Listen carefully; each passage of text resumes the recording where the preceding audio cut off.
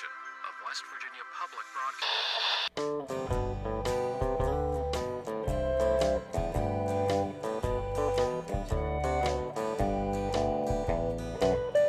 Well, little partners, I reckon that about wraps up this here West Virginia album. I feel like we gave old Sufjan hell, but it was all in good fun, so hopefully he's not too ticked off about it. If you're a fellow West Virginian, well, I hope you enjoyed hearing these tunes. Some were just a goof, and others were serious as a heart attack, but either way, I sure did enjoy writing them and singing them for you on this here record. If you're one of the less fortunate who grew up somewhere less wild and less wonderful, well, my sincere condolences to you. But even if you can't visit these old hills in the flesh, I'm here to tell you, it's not too late for you. It's a state of mind or a feeling you just feel somewhere deep inside your heart. Anytime you stop and pat an old dog nice and slow, you're there, or you catch a whiff of the sweet autumn leaves out in the evening air. Anytime you help your neighbor jumpstart their car, or you catch a lightning bug in an old dusty mason jar. Anytime you work so hard your supper tastes extra good, or you help your peepaw haul a load of firewood. No, we can't all be West Virginians, but we all need a little place we can sit and listen to the peepers after dark. So do not dismay if you live too far away. There's a West Virginia tucked inside your heart. I know. That's suck.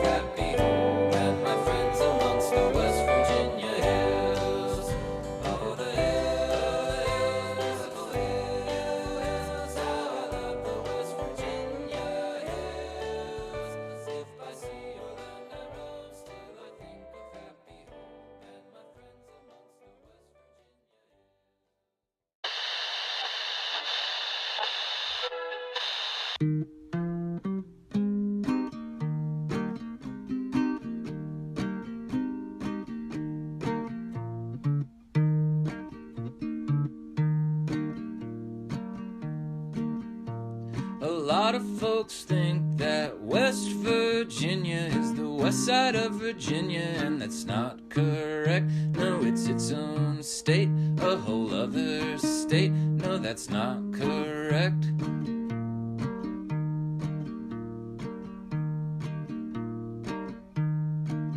See, in the Civil War there was one big Virginia, and the East joined up to fight with the South, but the West wanted out to fight with the North, so they made their own state, a whole other state.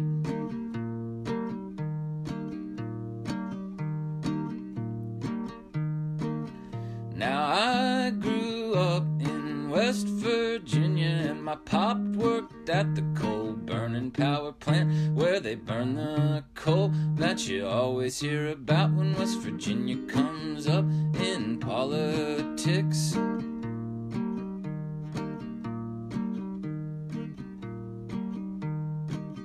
Now I was a boy in West Virginia with a pickup truck and a little bit of land and a farmer's tan and a river where I swam. Now I'm all grown up and I moved away, but I visit when I can.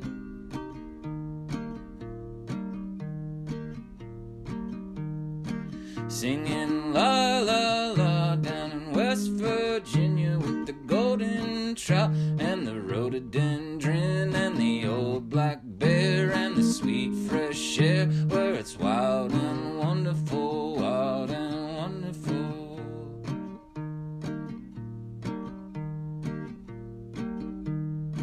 Singing la la la down in West Virginia where it's wild and wonderful, wild and wonderful. So usually I pop up here and I talk. I'm going to let you listen to the next 2 songs by Kenny Tompkins. I'll be right back. 211 Point Street in downtown Beckley. All of this has been a dream.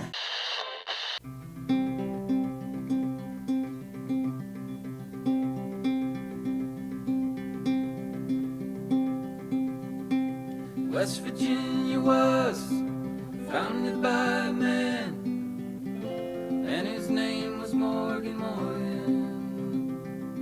Yes, you heard me right, but I'll say it twice. That man's name was Morgan Morgan. It always made me laugh in West Virginia history class when the teacher said his name was Morgan Morgan. Like, were his parents just that lazy, or did the history books mess up? I found it hard to believe his name was Morgan Morgan. When you're in Morgantown, or you're Morgan County bound, just remember this land was founded by a man whose name was Morgan Morgan.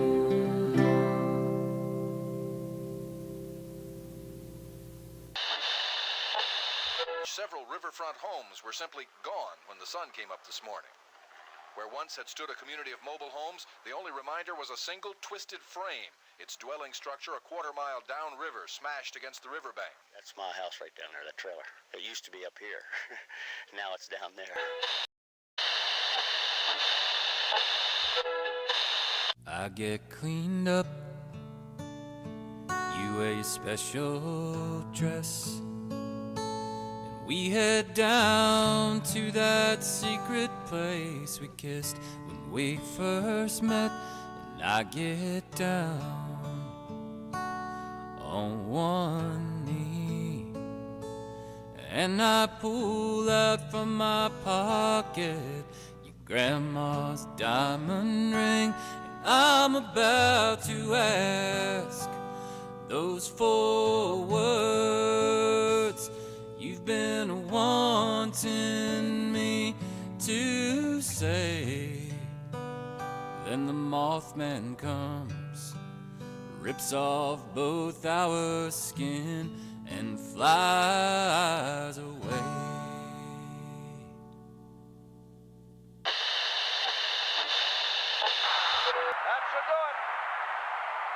Look at this field, Jim. 35-second goal. They'll never clear it. They're tearing the goalpost down at the end where West Virginia, they're only going to sit on the ball anyway, but that goalpost is coming down. From a distance, you would never know that Tompkinsville used to be a mining town 10 or 20 years ago. Of course, there's still some coal mining here. All right, hi everybody. All right, so listen, a little bit of a different stream tonight. I'm gonna actually talk. I'm gonna tell stories. We're gonna do a storytelling thing for like 3 hours. I have a whole bunch of ideas that I wrote down yesterday.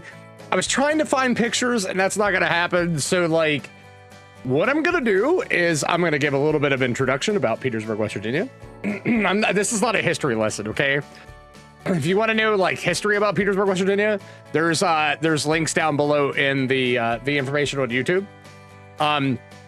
So if you're watching this later on YouTube, there's several links down below. It'll take you to there's a Wikipedia page about it. It'll also take you to there's a couple Grant County things because we're kind of mixing in the Grant County, but I'm going to focus on Petersburg because I grew up there.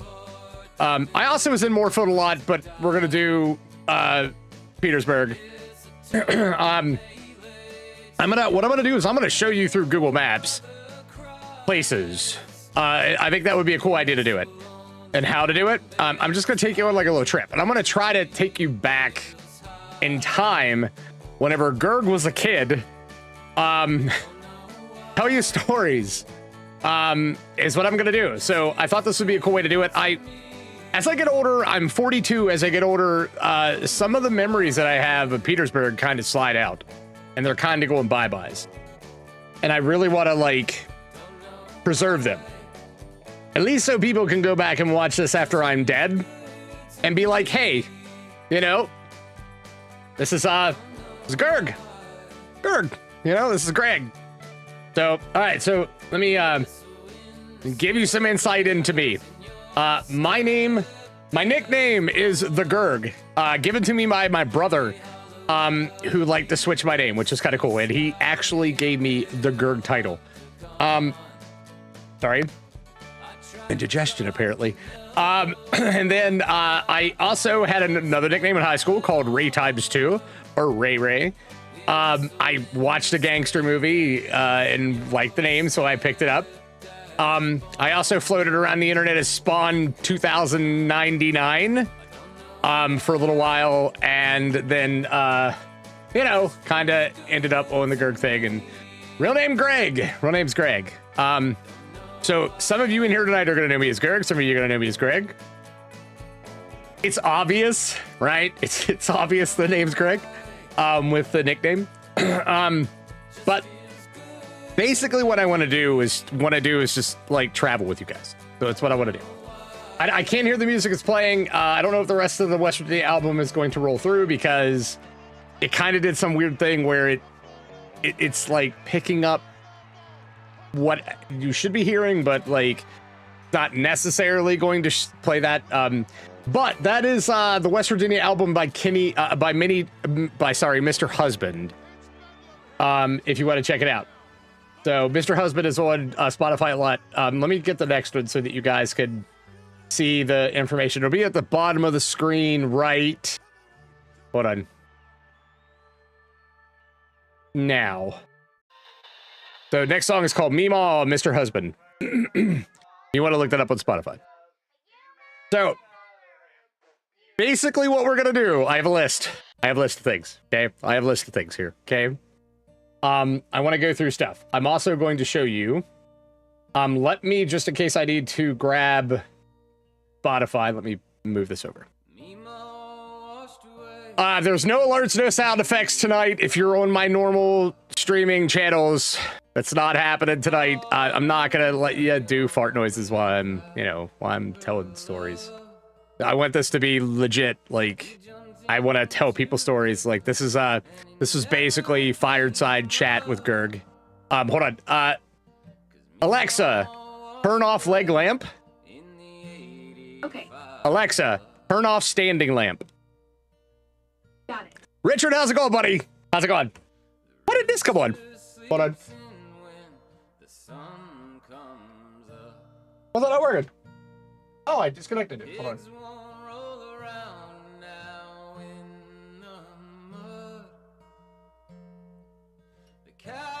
There we go. I was messing with a lot of stuff earlier, and I apparently disconnected some stuff.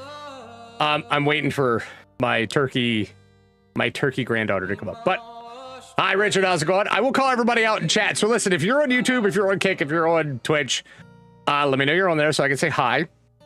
I do have a list of things that I'm gonna do. So I'm gonna show you some stuff on this monitor over here. All right. So, and that's where we'll do. That's where we'll do Google Maps. So let me kind of give you an idea of what you're seeing.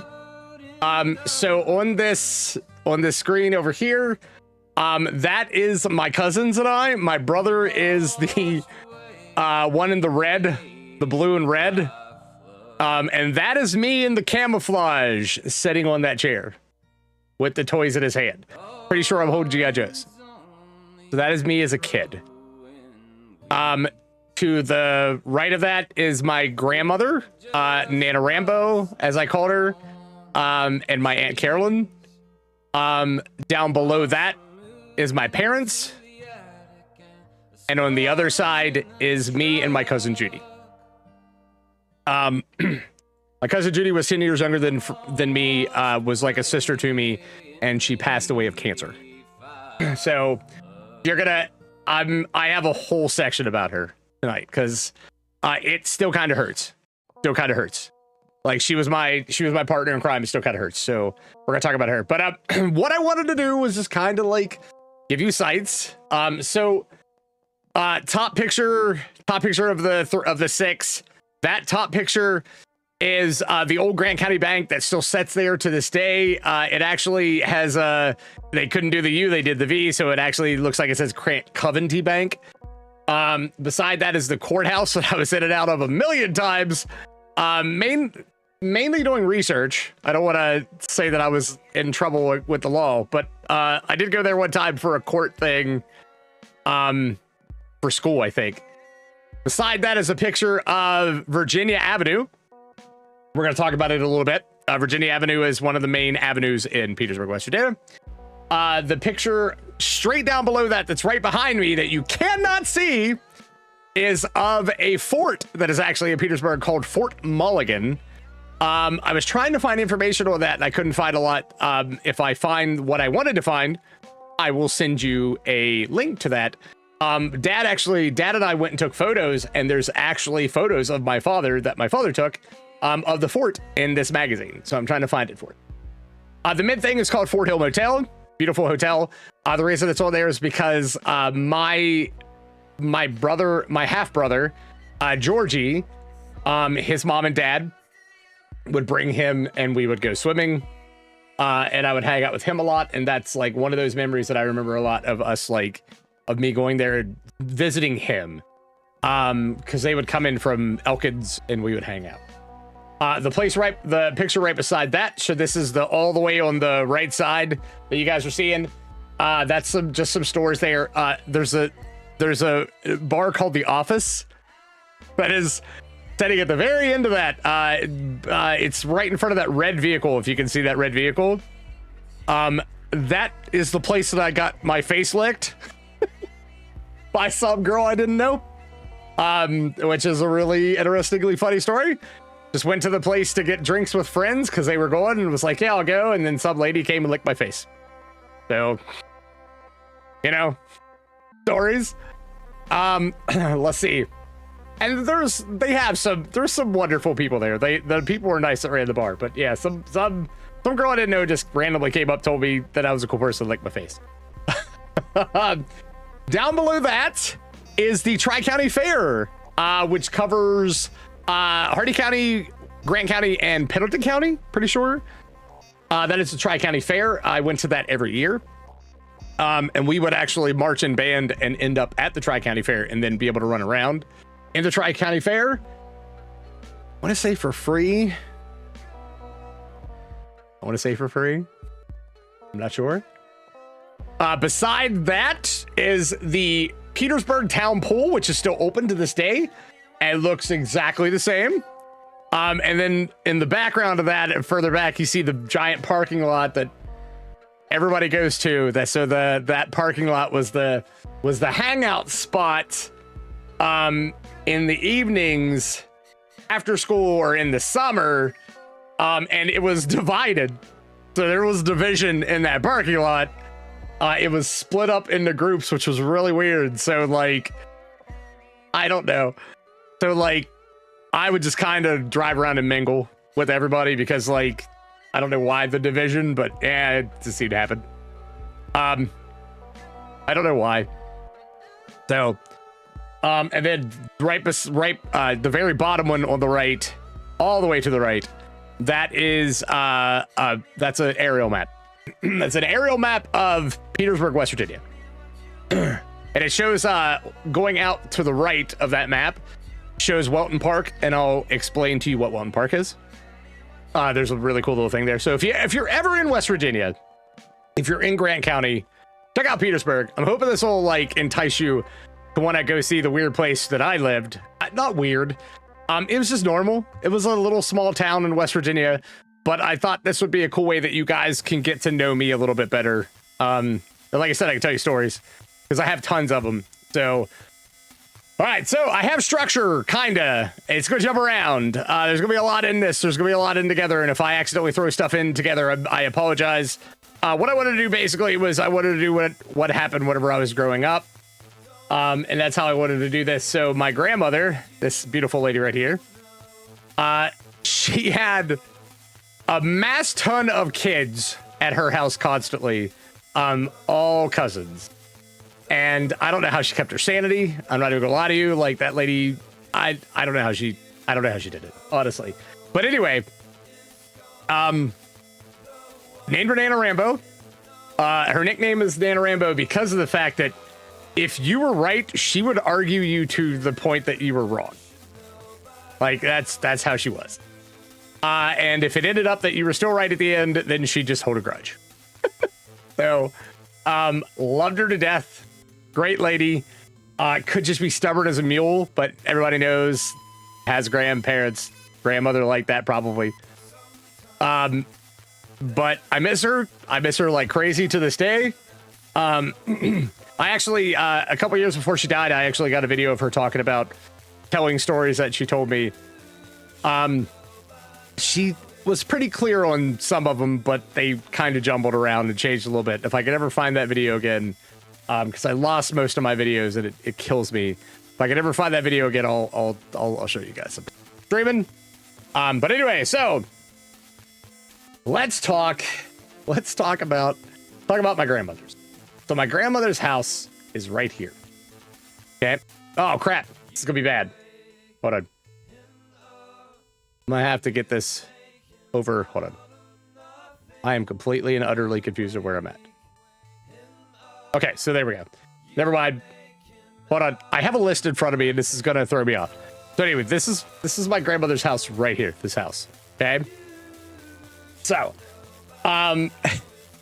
basically wanted to talk about how, okay, so, man, back in the days, 80s and 90s, we were pretty much awake and outside. Like, we were outside. Like, that's the best way that I can explain to you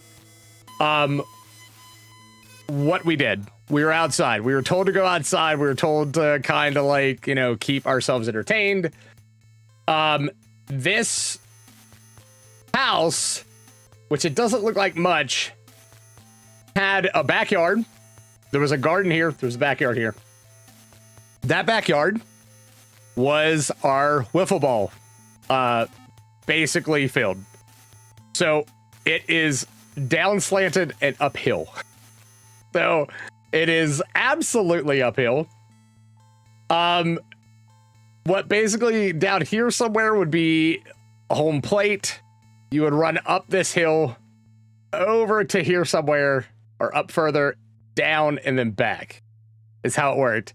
And it's thrown off because of the shadow. It might actually be down a little bit more. I'm just not sure exactly what I'm looking at right now because this is the line. This is the house, and I know it was down here somewhere, so it has to be like right around it here. But that's what it was. I'm not gonna lie to you. By the time you went up this hill and got up here, you were dead. You were dead tired. You were just out of steam. If you had bad ankles like me, you probably twisted your ankle going up the hill to get to the base, because it was like mid. This hill goes up, and it was mid on it. It might be up a little bit further, but I twisted ankles all the time on this hill, and you would come back downhill, so you run back down and then down, so it's downhill, so you could just go. The bad thing about it was there wasn't much space here to kind of stop because there was a garden and we weren't allowed in that garden, so you either like took a plunge off to the side, or at some point in time we put up a piece of wood there so you could run into it, you wouldn't go past it. The gentleman that lived here was really cool, and he would honestly let us play there without a lot of complaint, unless we were doing terrible stuff like fighting, and that happened a lot. We fought all the time because we're cousins, and that just seems to be the routine of cousins and how it works. And oh man, fighting was a thing with us. It's just how it is. I guess that's a family thing. But yeah, so this was our baseball field. The driveway was dirt and rocks. Mowing, I mean, not mowing, but plowing this by hand. So you had to snow shovel by hand. It goes all the way up. Was a pain in the butt. I did that a lot, but also at the same time, kind of soothing. You could just kind of go outside, sit and chill, and it was fun. Like you had a good time, like just sitting outside, like kind of chilling and having a good time. This is a hill that you would come down. There was a little pathway that was here that we would go down. Over here was a garden that my grandmother would do. And then over here was a house. Used to be here, and my aunt and my uncle lived there for a little while. The reason I'm telling this story is because I'm getting a phone call from a local number. Hold on 1 second.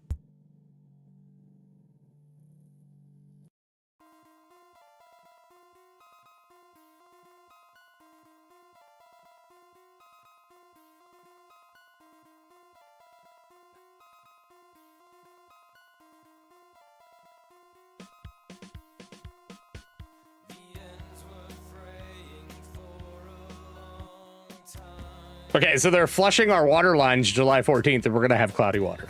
So anyway, but so basically, you would just go down this. You would go down this path. We would go down to this thing called the field, which is this thing right here. This is the field. Okay. So the reason I'm showing you this is because I'm gonna tell you stories. Okay.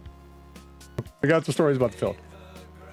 Basically, the garden that was here was you worked.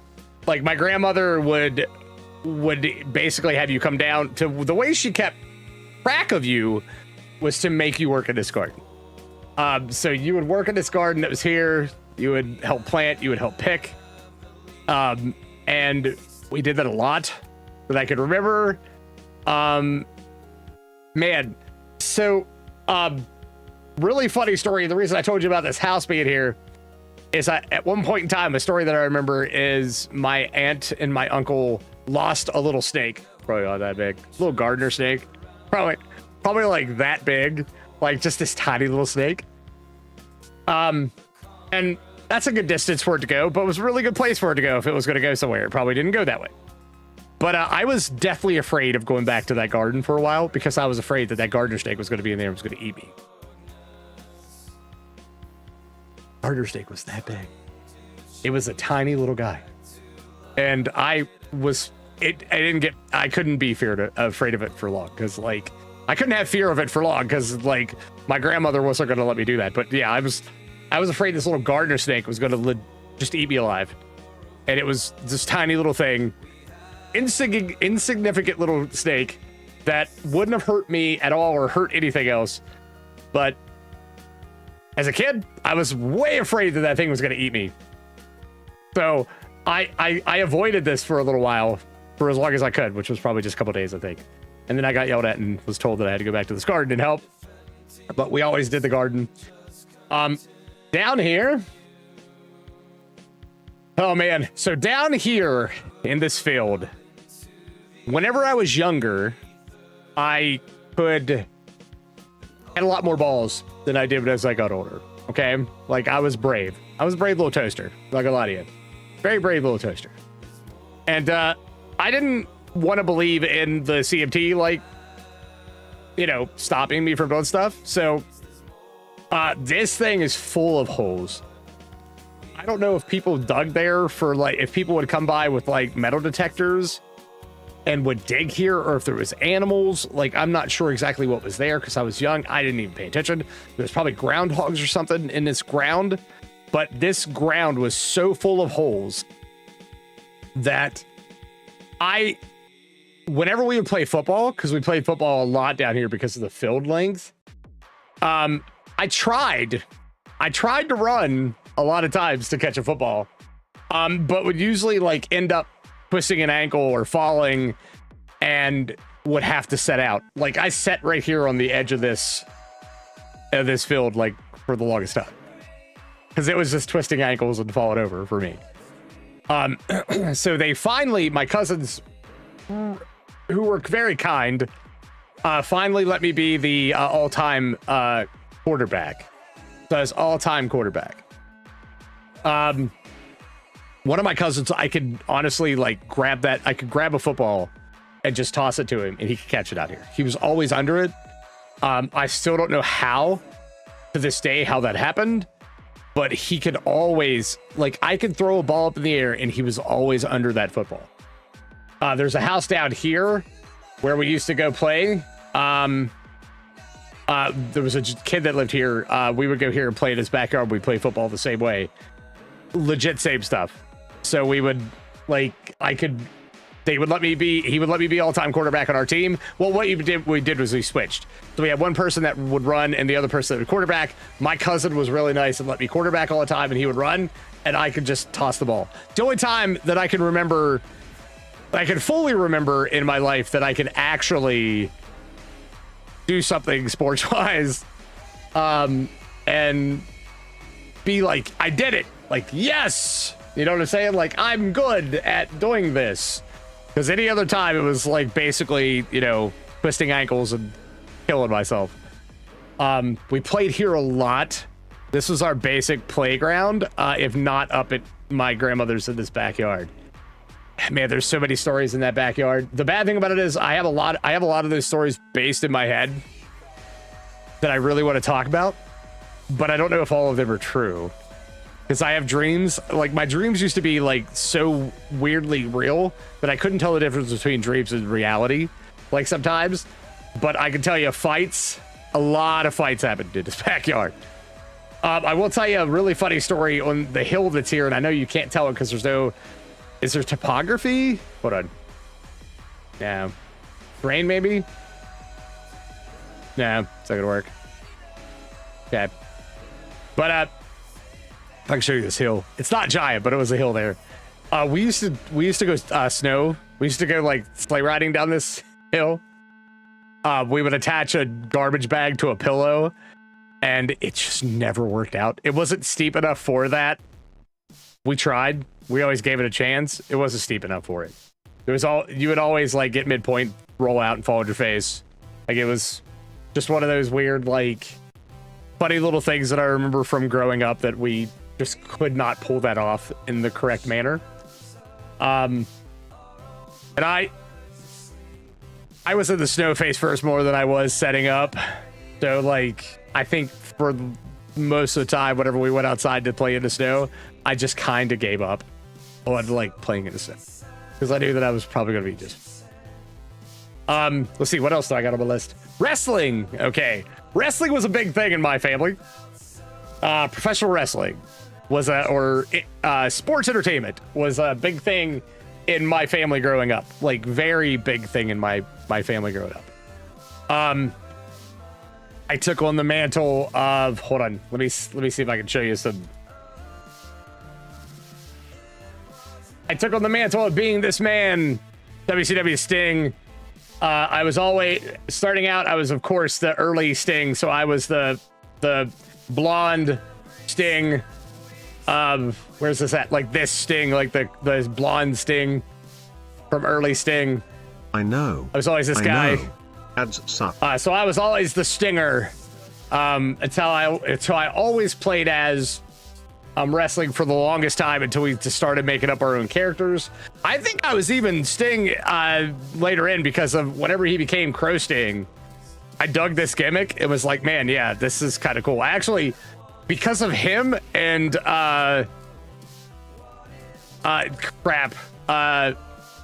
Jason David Frank, so the Green Ranger, I grew my hair out. Like I had long hair. I grew my hair out and had long hair because of this man right here. And because of Jason David Frank, I grew my hair out. I had really long hair whenever I was growing up. But yeah, I was always Sting, always WCW Sting. This Sting right here, this guy right here. I was always playing as Sting. And my cousin, we did a lot of, was always Lex Luger. So Total Package. You guys remember Total Package Lex Luger? He was always Lex Luger. We would always have like, we always wrestled. We would watch WCW pay-per-views. Monday Night Nitro was a big thing for us, and WCW like their TV stuff. Your little Ed used to play pretend and you. Yeah, Tom, remember it? Tommy? Yeah, see? I had the white. I found that a couple years ago. I had Saba. The White Ranger. The White Ranger sword. I had Saba. And I found that a couple years ago, actually. It's like put away. It's hidden. I put it away. I wanted to keep it. It's a little broken. A little broken. It's not too bad, but it's a little broken. I remember Saba. I remember playing. She's talking about. So I lived in Dorcas, in a place called Christ Village. So this is where my house was. I was out there some. I didn't stay out there a ton because all my friends are in town. All my friends could make it into town. So I was always there. Sabrina is one of the ones that I used to play Power Rangers with, and it was right here. It was on this road right here. So that I will say that I'll hit this up really quick because this is childhood too. Her family lived here. Some of the best neighbors I could ever ask for. Some of the greatest neighbors I could ever ask for. Just bottom, like, just kindness of their heart, like, just sitting out talking to them on, like, the porch kind of neighbors, like, almost like family is how that was. Like, I always say neighbors, but I want to do it as like a family. This was kind of a tight-knit family in here of neighbors. Like, it was like a group. I used to go over all the time and sit and talk to her grandparents all the time. I used to go over and talk to her grandfather and her grandmother all the time. I would sit on his front porch, their front porch, sorry, and like would just chat with them. Funny little story. I'll tell you this. Funny little story. There was a kid. I used to ride the bus at my house at Dorcas, and there was a kid that would push me off the bus. He would push me off the top step of the bus, and I would always land on my knees. I would skid up my knees really bad. Really bad. And it was hurting. And Dad finally one day was like, hey, you need to stand up for yourself. You need to do something. Like, you have to do something. And I knew that I couldn't go. So I knew I couldn't. The bus was going to be here. It's going to be blocking. And I knew I wouldn't be able to get around to get to my door. But I did know that the neighbors was over here, and I could go there. It was downhill. It was a run. I was a heavy-set little kid, but I could make it there and no problem. One day, bus stops. I'm like, okay. Kid pushes me down. I'm on the ground. Got a little skin up knee, bleeding. Stand up, turn around, punch the kid right in the nose. Punched him right in the face. Took off directly for this porch. Went in there. The door opened. Her grandfather let me in and told the kid to go home. He got what he deserved. He needed to go home. Maybe next time he would think about it. Kid left. Kid apologized to me the next day. Punched the kid right in the face. Still cannot remember the kid's name to this day. But yeah, that was how that was. Honestly, like, we would have snows out there that were bad sometimes, and without even a blink or a doubt, like, her grandfather and her dad would just come over and, like, they would clear out. They cleared out that road, the main road. They did their road. Like, it was just such a nice group. It was just such a nice group to have. Like, it was very helpful. Like I said, I don't think I'll ever have neighbors like that again in my existence. I have nice neighbors, don't get me wrong. I have nice neighbors, but not like that. Like, that was like family. And yeah, my mom used to make cookies for them, by the way. For them plowing and stuff. She would make I don't think what they were called. I know the name of them in my head, but I can't remember what they're called. What type of cookies? She loved making them. It was her favorite type of cookie. I can't think of what they were called. Did peanut butter? Snickerdoodles. That's what it was. Snickerdoodles. She would make snickerdoodles all the time. Welcome back, Richard. I was just talking about punching a kid in the face. And Sabrina's grandfather, like, saving my life. But yeah, so this was where I lived. This was my main, like, house. This was my house.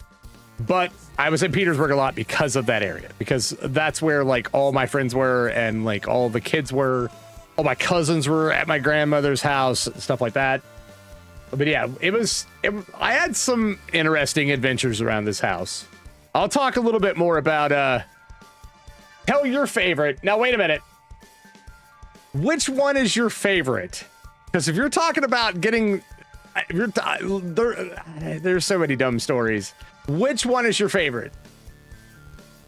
So what's up with Uncle Bill? We're gonna get to Uncle Bill. I'll talk about Uncle Bill. I actually asked my aunt.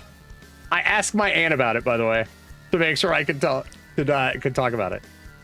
Like I asked my aunt about it. So it's like, do you mind if I just tell the stories about Uncle Bill? We're gonna totally get to Uncle Bill. That's gonna be a little bit later. We're gonna get to Uncle Bill. Big deal. It was we could jump that. We could jump that up. But I really want to. Uncle Bill was something else, man. Uncle Bill was something else. That man, boy. That man was something else. I actually I wanted to look up. Getting locked out. Was that making apple butter? Was that what was going on? Man, I am so bad at memories. I can tell you the funniest story that I liked was Mom made Dad and I, we were grilling out. We had a gas grill, and Mom made us hamburgers. And the way she used to like to make hamburgers was she would put olive oil and onion soup recipe, like mix in it. And that's how we would do it. That's how you would make her hamburgers. She didn't tell us she did that the one day. And whenever she did, all that oil seeping out of those hamburgers went down into that grill, and it just turned into a fireball. So I went inside to grab something for Dad, and as I come out, he's legitly pushing the grill down the driveway. Down this driveway. It's just a ball of fire. Just absolutely ablaze. This grill right in this driveway. Right in this driveway right here. Just got pushed down to the end. And her grandparents were just laughing their butts off at us. Because I don't even know how we got that thing stopped. But that thing was on fire. It was a legit fireball. It was so bad. I don't know how we got that fire stopped. I'm still trying to remember. I think we just closed the lid and it finally smothered itself. But that was just the worst fireball I'd ever seen. I don't remember the apple butter story. I really don't. I remember locking myself out of the house a million times. Like a million times. I actually, I came out to the house one time. It was during band practice. I came out after a band practice one day to like, I came out to the house after band practice one day to grab something, and I had my car with me, but I left my keys in the house. I brought a friend with me and legitly like tried to break into Mom and Dad's house, and found out that he did a really good job of making it so I couldn't break into that house. Never worked out. Never worked out. Didn't work out at all. Making apple butter? You locked yourself out of the house? Ever just hang out with us because the last time you locked yourself out? Yeah. Okay. Never mind. Okay. Yeah. That's how that goes. Oh my. Not gonna lie to you. Not surprising. Not surprising. Not surprising. I locked myself out of that house a lot of times.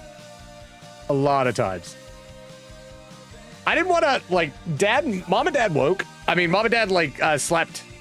Like, they would work so much at night, they would sleep a lot during the day, and I felt really bad about waking them up. So, yeah, Dad used to yell at me a lot for waking them up during the day. It wasn't hard for me to lock myself out of that house either. Like, I easily did it. That's legitimately why my keys and my wallet are now all attached to a chain. That's not even a joke. Like, everything, my keys and my wallet are now attached to a chain that's attached to my shorts, because I won't ever lose my option to get back into a house ever again. But I did that all the time. And I'd lock myself out of here all the time. Is there a street view in this? I think this is probably the new house, so it's probably changed. Because my cousins live in there. I don't think there's a street view, is there?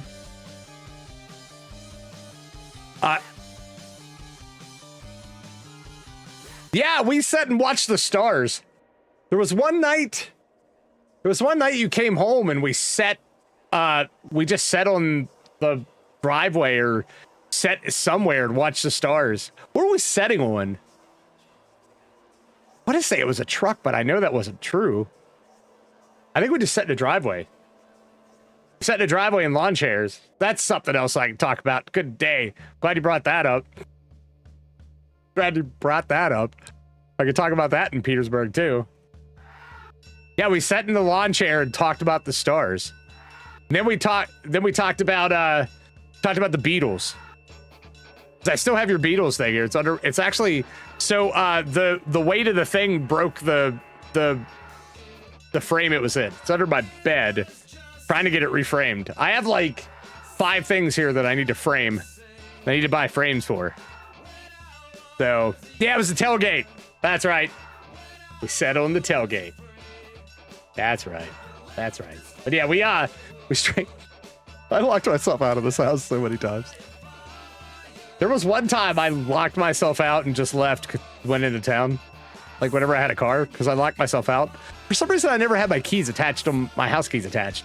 Or no, I had that stupid little thing that would detach. And I lost that thing in the house 1,000 times because I'm an idiot and I took it off of my keys. I would leave my car running, take it off my keys, go in and unlock the door, go in, lock the door, forget the keys, and then I'd lock myself out. So then I'd just drive back into town, feeling defeated. I was an idiot. Happened a lot. So, all right, so let's go back here. So we used to wrestle a lot whenever I was a kid. We used to play as characters and we'd wrestle a lot. I'll tell you some of the wrestling stories that I remember because you guys want to hear funny stuff, not just me running my mouth. So there was one. So my cousin and I would get to the point where we both wanted to win in our storylines. We would both drive each other nuts. It would get to the point to where we would be fighting is what would happen. I remember one time. So 2 times. So two really good examples. One time, my cousin, I wouldn't let him pin me. I pulled my arm up, and he put my arm down, and I pulled the other arm up and wouldn't let him pin me. So he put his knee on both, like right in my shoulder blades. Both of his knees. Put all of his weight on his knees and punched me in the face. Because he was so mad at me. As soon as he took that knee off of my right hand, I punched him right in the face. He stood up. I stood up. We looked at each other and we're like, okay, good ending. Good match ending. That was it. Walked away. Both punched each other in the face. Another really funny story. It's probably not funny because this is probably bad, and I could walk, so I'm proud. My grandmother had we always wrestled in my grandmother's bedroom because there was 2 beds, so we acted like it was 2 rings, and she had a headboard. And we were both on each other, like we were at each other's throats wrestling that day. Like we were so badly at each other's throats. We should have stopped. Like it should have been the end of it. But we both were kind of like being idiots and we were both fighting and arguing. And I said something to him that just triggered him to no end. It made him so mad. And I was like, fine, we're done. I'm not doing this anymore. And I quit. Like I quit wrestling. Like I just quit. So I laid down on the bed. Wasn't paying attention to him at all. Wasn't looking at him, wasn't anything, just laying flat on his bed. Face down. So I was kind of like this, face down, laying flat on his bed. He gets up on the headboard and jumps off with his knee first into my spine. And the only thing I remember is both of my arms and both of my legs going out and tingling. And I could not move. And I honestly thought he broke my back. I thought he had paralyzed me. And I couldn't move for a couple minutes. And I was just incredibly scared. So I thought, oh no, this is it. Like he just legitly, I'm paralyzed. So, and he at the same time also thought that he had paralyzed me and was freaking out. And all of a sudden I felt one finger move and I felt the others. All of it came back. And whenever I moved my arms, he legitly just started crying. And I did the same exact thing. Because we were like, oh, okay, this is a little too much. This went a little too far. We need to stop. It never stopped. So, man, I'm trying to think. My grandmother? Okay, so here's a good story about Nana Rambo that I think you guys will like. So did anybody watch wrestling? If you watched wrestling around the time that Hulk Hogan turns his back and becomes a part of the NWO, okay? We were watching Bash at the Beach, or Great American Bash. Great American Bash, I think it was, right? We're watching whichever one that was. Whenever Hogan comes out, drops the leg on Macho and turns his back on WCW and joins the NWO. Next night, grandmother, adult, sitting in there watching Nitro, and Hulk Hogan opens up, coming out to his music, playing his guitar, like playing his air guitar. She's just seething mad, just so angry. And as he gets in the ring, says whatever he's going to say, she straight up just starts cussing him out. Like dropping bombs, man. Just dropping bombs. I'm going to try not to cuss as much tonight. She's just dropping she's dropping F-bombs. She's dropping just whatever bombs she can. Going absolutely crazy. Hulk Hogan, you blah, blah, blah, blah, blah, blah, like just going nuts. And I'm sitting there like, man, like this is insane. They have her so worked up over this storyline. I can't believe it. So then my Uncle Dave came by and exact same thing. Just exact same thing. Like he's going nuts. I can't remember how that Nitro ended, and I should watch it because I don't remember how it ended. The NWO was on top at the end of that Nitro. And my grandmother said one of the funniest lines I've ever heard an adult say. And she said, why the hell is WCW allowing the NWO to do this? What is their problem? And I sat there and thought, she thinks this is real.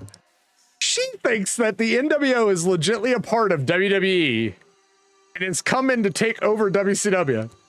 And she did not think that Hulk Hogan and the NWO were a part of WCW.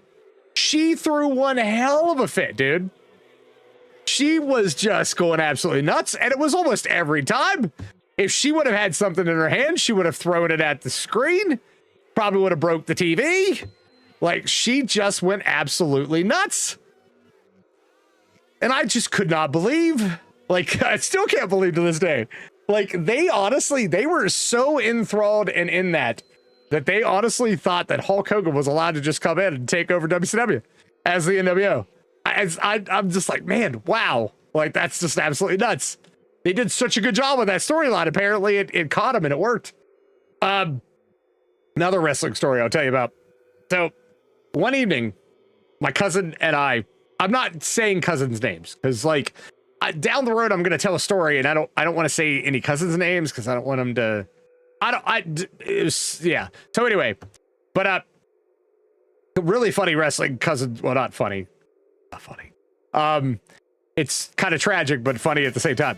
So we knew how to wrestle. Like, we watched wrestling a lot in my house. We did it in a manner of safety, which is really weird and funny until we got mad. One evening I was wrestling with my cousin and I picked him up. Okay. So I picked him up like this and I had him and I was going to drop him back. Okay. I have him in the air. Everything's good. I told him, I was like, keep your arms to your side. Do not move your arms. Keep your arms to your side. Like I am going to go back. For some weird, awkward reason, mid-air, he put his arm with his elbow under my back. Whenever I went down, it broke his wrist. I mean, it broke his arm. So it snapped his arm right here. So, we pretty well much knew it happened. We knew it happened.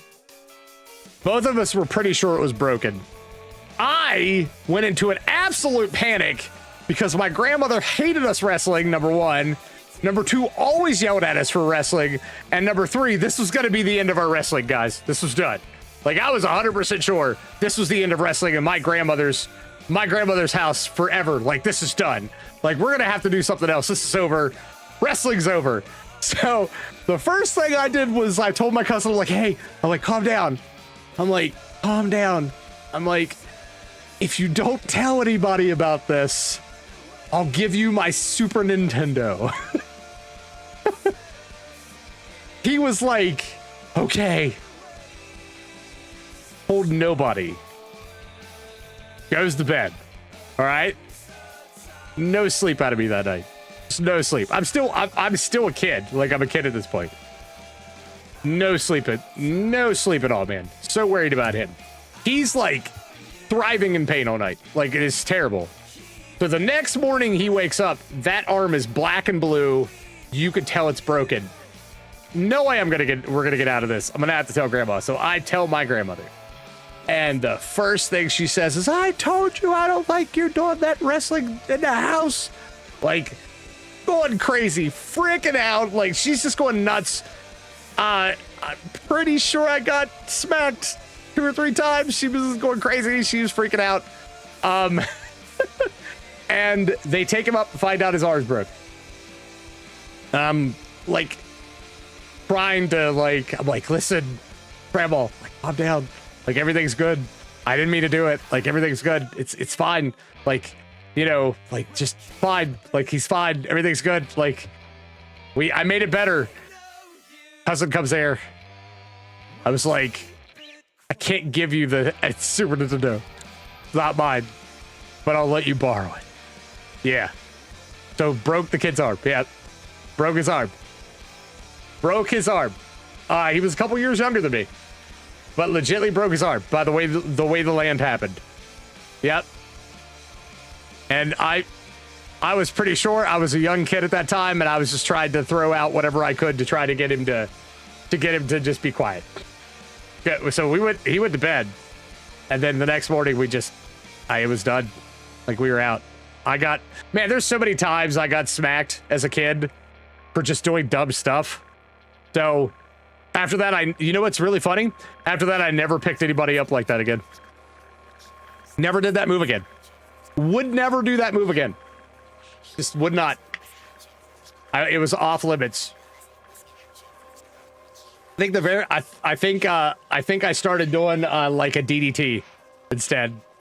Would never do that move again because I was afraid of breaking somebody's arm. Still to this day, I would never do that move. I just won't do it. So, really, really interesting story. We did a lot of wrestling. Like, we did a lot of wrestling in my grandmother's house, and there was reasons that we shouldn't have done it. Wish I could do a side. Can I do a side view here? I don't know if you guys could. Can I do a street view? Where is the street view stuff? Anybody know? It used to be right here. Is there a way to do a street view? Satellite map? More? Man, I haven't messed with Google Maps in so long. How do you do a street view on this bloody thing anymore? I know there's a street view of this. At least I'm 100% sure there was.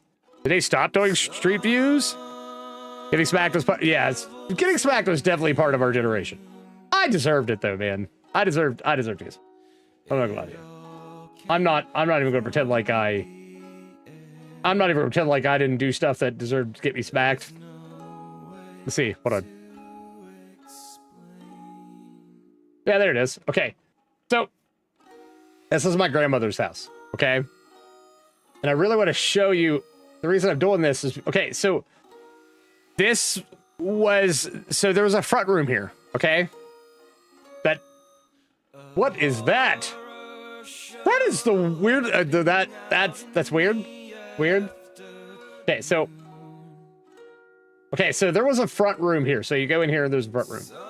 On the other side of this wall that you're not gonna be able to see, there's 2 windows. Okay, or there's 3. There's 2 or 3 windows there. Okay, kind of low to the ground. Just bring a little yellow guy somewhere on your screen to grab. Okay, where's that at? Oh yeah, this little dude. Little duder. Okay, I gotcha. Man, I haven't used Google Maps in so long. That's so bad.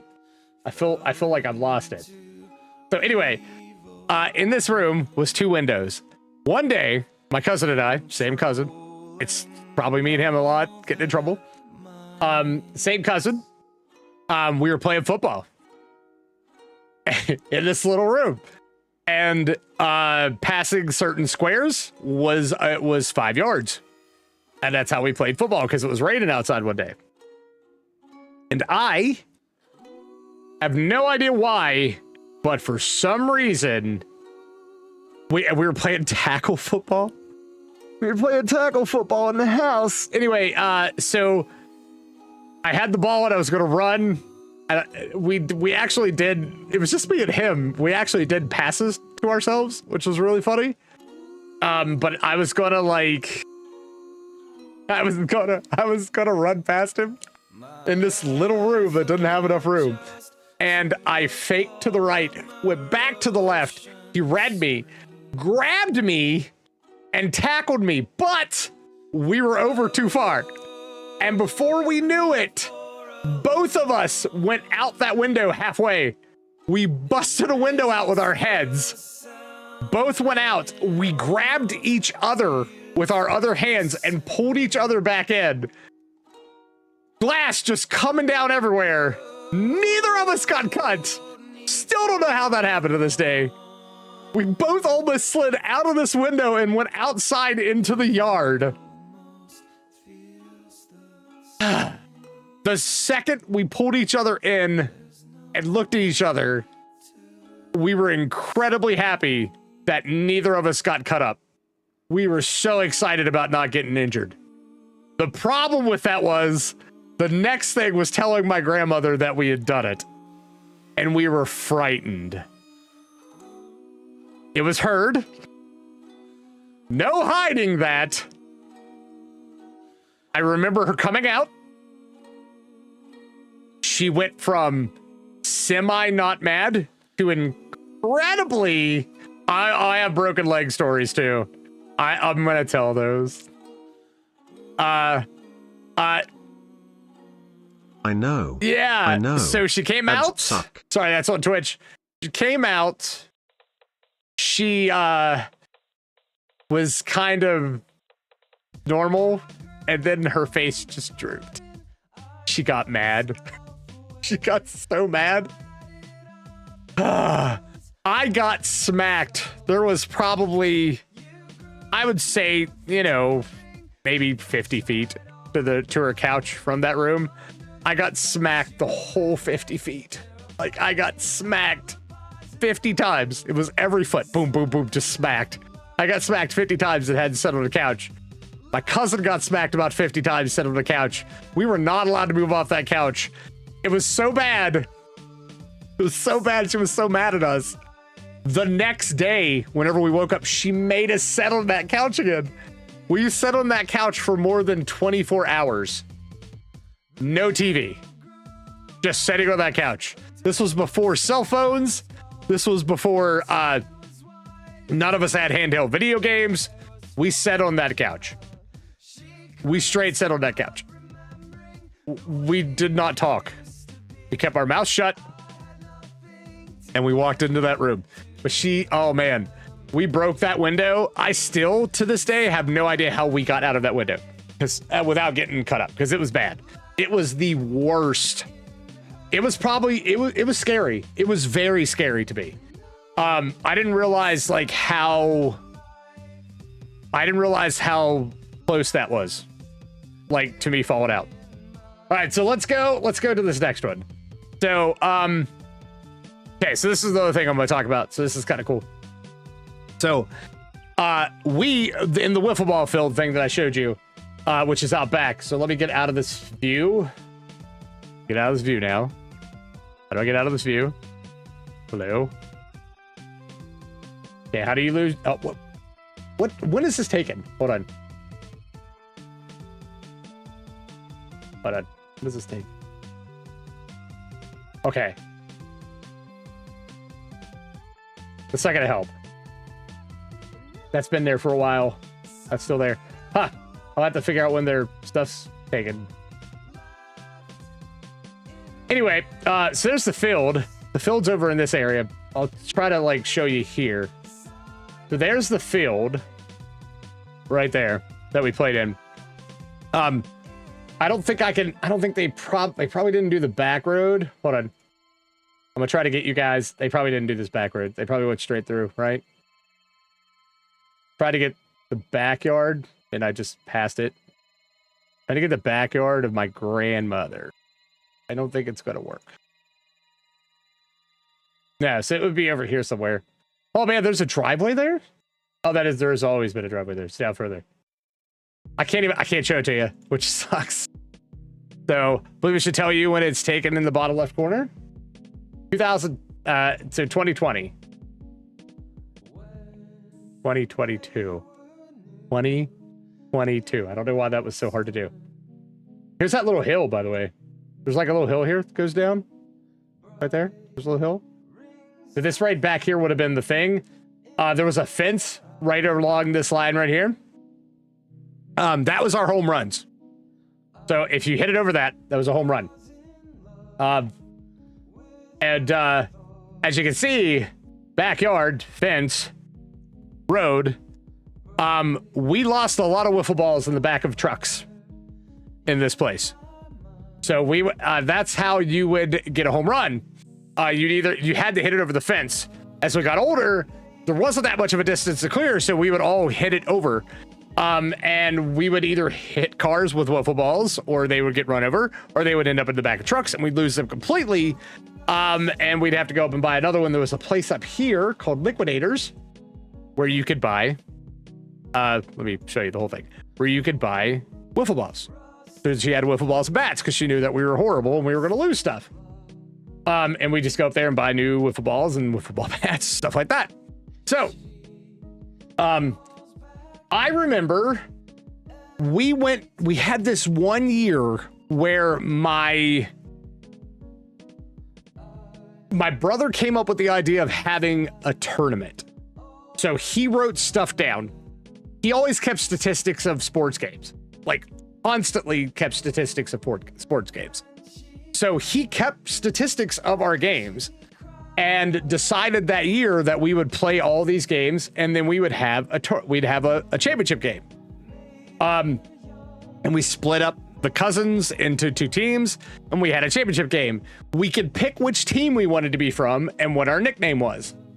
I could throw a strike one time, and then the next a ball, and then the next throw it completely over people's heads, and then the next time throw a strike. So I got nicknamed Wild Thing after Wild Thing Ricky Vaughn from Major League. So I got named Wild Thing. Since my nickname was Wild Thing, and I was a huge fan of Major League, my mother went through and made us all jerseys. She hand drew the stuff on them and had these white t-shirts made for us that had our numbers and had like the logo on the front and then our nickname on the top and then the numbers on the back. And I was Wild Thing with an Indian, because the Indians.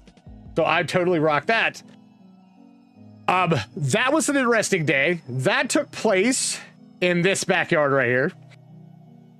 In this backyard of my parents' house. There was a very interesting wiffle ball tournament that took place that day. That was adult. It actually was adult versus kids. I'm sorry, it wasn't a split up. It was adult versus kids. Still to this day, cannot remember who won that. I think it was the kids. I think we won. But anyway, I want to say that wasn't cut short, but my time was cut short. I'm pretty sure I killed myself in the backyard. I think I twisted an ankle, if I'm right. But yeah, it was adults versus kids. Yeah, it was amazing. She made us all jerseys. I can't remember any of the other jerseys except for mine, and I coveted that thing, and I wanted. I don't know what happened to it. Like, I wish I still had it. I don't have it, but I had a Wild Thing Ricky Vaughn Indians jersey that I loved that my mom made. And that was one summer. We just took this whole summer, played games, and then just had this tournament. You might have been young. I was probably young then too. I was probably a wee lad at that time. I think that's probably before we even started playing over there. Like, I was a wee young lad whenever we were doing this, that I could remember. So it happened. It was a cool little tournament. They my dad even bought bases to place down, so we'd have authentic bases. It was kind of cool. Like, it was a fun little game. Yeah, Danny kept statistics that whole year, and he probably has them somewhere, honestly, because my brother's like that. He would take statistics and then he would keep them. He was a machine. My brother Danny was just a machine whenever he did that stuff, and he kept track of it really well. But yeah, we did a very interesting wiffle ball tournament there. We're talking about baseball.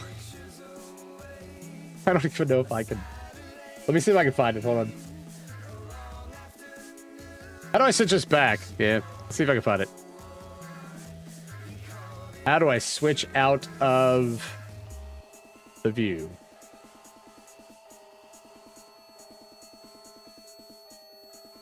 All right, Sprain, I need your help. How do I get out of this? How do I get out of this? Okay, there we go. Gotcha. Never mind. Had to use my brain for 10 seconds. All right, so let's take a trip out of Petersburg, down Virginia Avenue, and we'll go. This is the new field, by the way. It's a crazy looking field. Go all the way down here to this field right here. Okay, look at this field. Here we go. So this is Welton Park. Welton Park over here on the side of these rocks has a thing called the Fox and Ox that you can actually see. There is a fox and an ox in the mountains. It's if you see them once, you'll always see them. That's the crazy thing about Welton Park. And I'm actually on the side where they would be. So they would be up in here somewhere. They have a little thing that you can actually look through. But what we want to talk about, right down here. We'll talk about Fox and Ox here in a little bit. My dad could find that really quick, and he has a really good photo of them that shows it. This baseball field right here. This is one of the stories that Sabrina wanted me to tell. So, since we're talking about baseball and football, I went here with I think it was a church camp. I went with a friend, and they were doing a baseball tournament. I'm sorry, an actual baseball tournament, but they never brought the bases, so there's holes. Okay, so there's holes here, so you can see the bases here. Bases are in there. There was no bases there. It was just holes at this time. You know what? This isn't the right one. Hold on. Is there another baseball field? Wait a minute.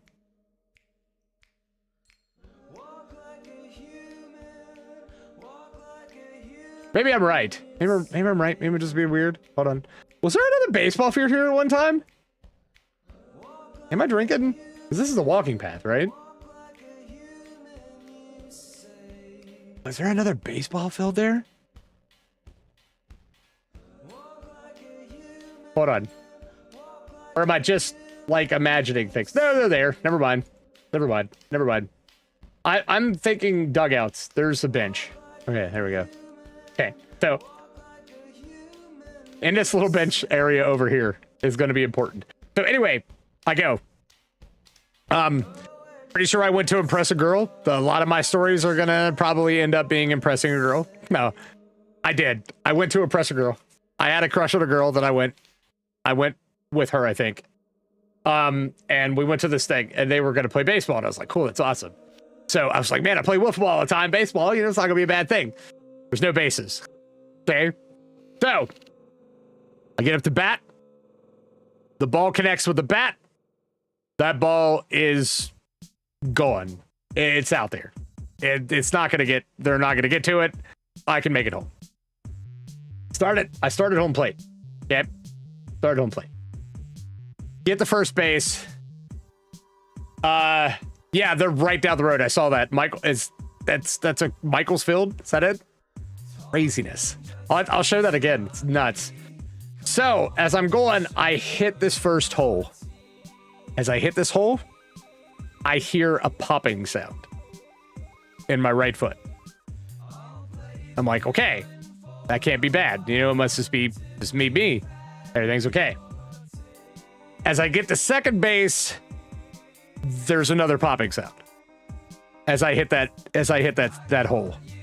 As I hit that hole, I start to realize that something's a little wrong. Like something's really amiss. Something's wrong. From this base to this base, I took 2 steps, couldn't make it, started dragging my foot. When I got to third base, I realized I broke my foot. I probably broke my foot on first base, and it took that long for everything to work off, like the adrenaline. I hit third base. As I hit third base, I'm contemplating and I'm going home. I'm going to do home. For some reason, at third base, it started to swell, it started to hurt, and I knew I'm done. I ran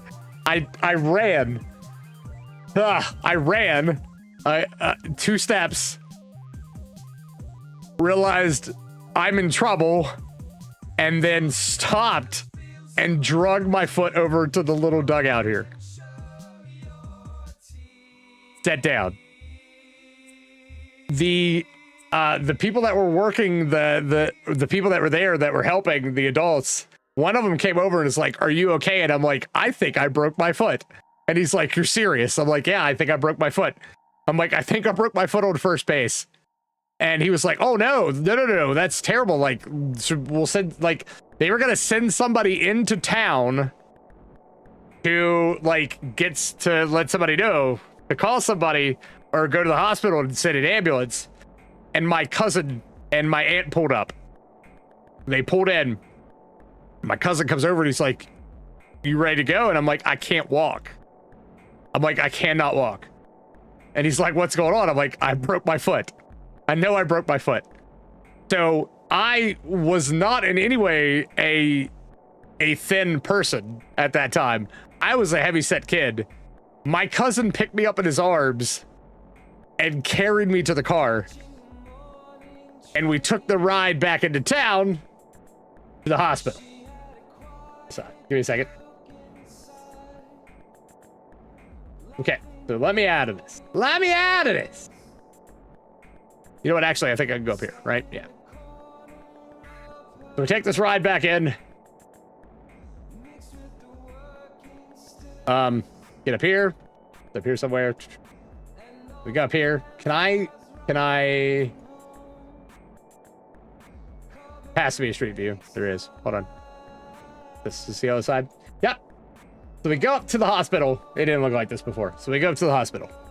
My dad and him are working. Well, I just clicked. Hold on. Give me a second. I just clicked over somehow into another chat. No. Dad was working. So Dad was working. I go in. I am freaking out. Like, I honestly started crying. I told him, I was like, "I think I broke my foot." And he's like, okay. He's like, well, let's go see what's going on. I honestly thought I was going to make him mad. Like, I was just distraught. So we go back, we go to x-ray. They take an x-ray. I get down from that. Sitting there thinking, man, I'm like, please don't be broken. Just don't be broken. I just don't want this to be broken. This is just dumb. Like, I don't want this to be broken. Let's hope it broken. Dad, like, I'm crying, and Dad's like, what's wrong? I'm like, well, I didn't want this to be broken. I'm so sorry. And he's like, well, there's nothing you can do about it. He's like, just relax. But I freaked out. I don't know why I freaked out. I'm not gonna lie to you. The funny thing about all of my leg breaks, I can remember them all. And I remember the pain. I remember the pain associated with every one of them. This one was the least. This one hurt the least. This one hurt the least.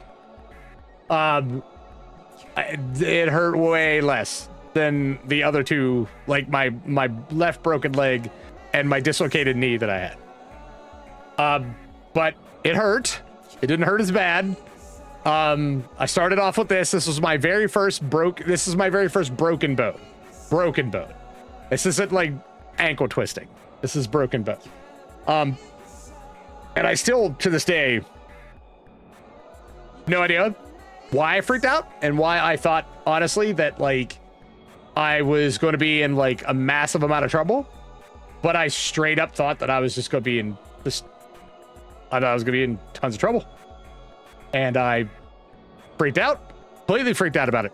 Broken bones do suck. Yes, they suck. But I freaked out about it. And I thought, man, this is not good. And I'm going to be in a lot of trouble. And I still don't know why. I don't know why. Hold on. Can I get a, oh, that's cool. Okay. So nice little shot. Let's see. Can I get down here and go to, yeah, there we go. Can I go to Street View? This is actually recent. This is 2024. Welton Park is a really nice little park. You are ever in the Grant County area, go to Petersburg. Welton Park is a nice place to visit. If you're there during the winter months, like around Christmas, they will light up this whole park. It's really nice to see. It's just a wonderful place to go hang out. I had tons of, so another little story I can tell you is, I could probably show you the location too. It was in my aunt's backyard. My couple days before I graduated, we decided to have an early family picnic get together thing, like a family reunion. And for some reason, we decided to play volleyball. Don't know why I played volleyball. So not sure why I played volleyball. Have no bloody clue why I played volleyball. Not completely sold of why I played volleyball. But anyway, I can't even remember where her house is. My aunt's house is down this way. I can't remember where her house is. But anyway, man, in her backyard, we were playing volleyball. Dad fell. I tried to stop his falling. Like I tried to stop him from falling. And whenever I did, I put my leg out and I planted my leg and he came over and hit the side of my knee and popped it out of place. This is the second worst thing that's ever happened to me. Popped my knee out of place. This is before graduation. And we were already done. We were already out because of being seniors. So pops my knee out. Wonderful gentleman that was in the back of the ambulance. I will remember for the rest of my life. He passed away of cancer several months later. He made that trip as comfortable as it could be. Man, in an ambulance, it's just it's bouncing around, it's moving, and my knee was trying to pop itself back in, and he was bracing it the best that he could. And it was the worst ride of my life. It was a very bad ride, and this is the ride that I had to take all the way to the hospital. So all the way to the hospital. But funny little story is I went to a little picnic. I went to my senior picnic at this park. Could barely walk. Had a walking cast on. A big like knee braced walking cast. Wouldn't get out of the car. And then finally somebody was like, Greg, man, you got to come and hang out. And I was like, okay, whatever, fine. You know, I'll get out and I'll do some blah, blah, blah, whatever. Did that. Had a good time. I tried to get into like some kind of like water fight. It didn't work out because I could barely move my leg.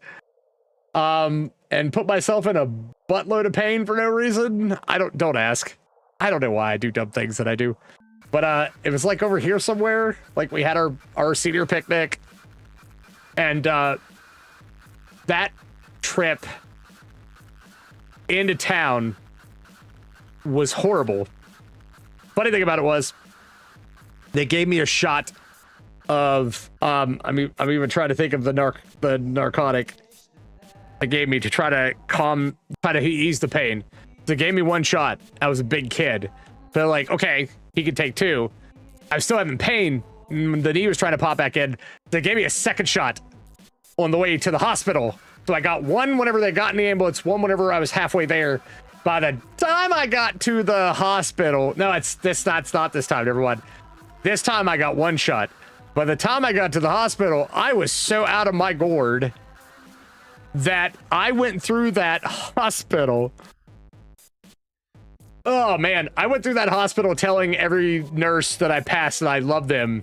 Pretty sure I actually asked a couple to marry me.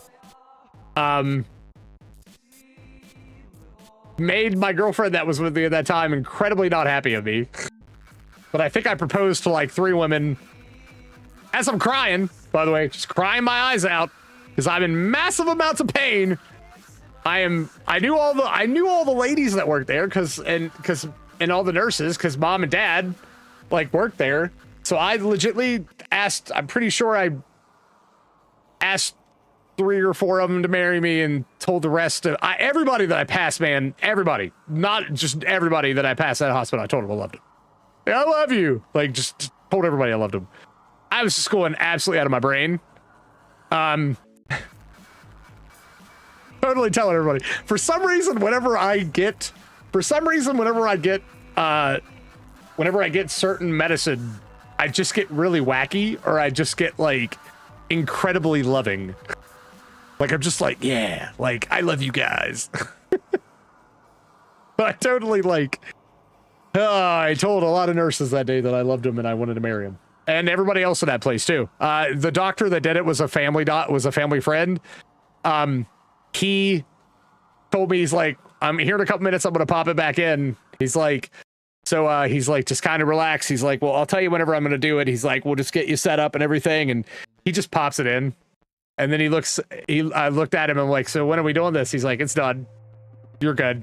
He's like, let's go get an x-ray. And that's whenever I proposed to the, at least one lady in x-ray. Me too. Like I make jokes. I make jokes too. I can show you I'm doing the Petersburg thing.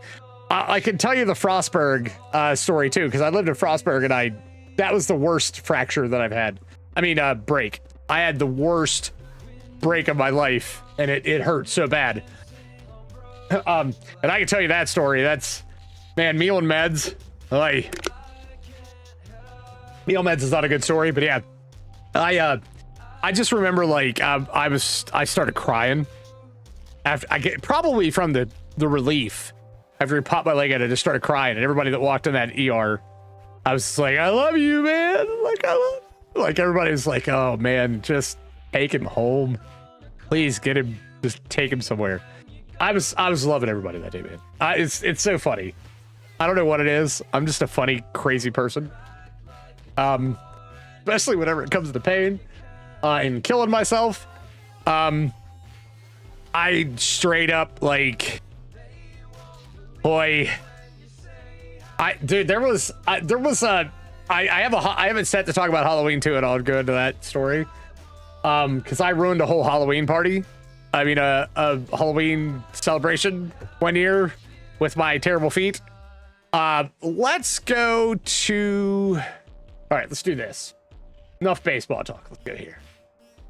All right, so I'm gonna show you guys. There's that new field. Look at this field, guys.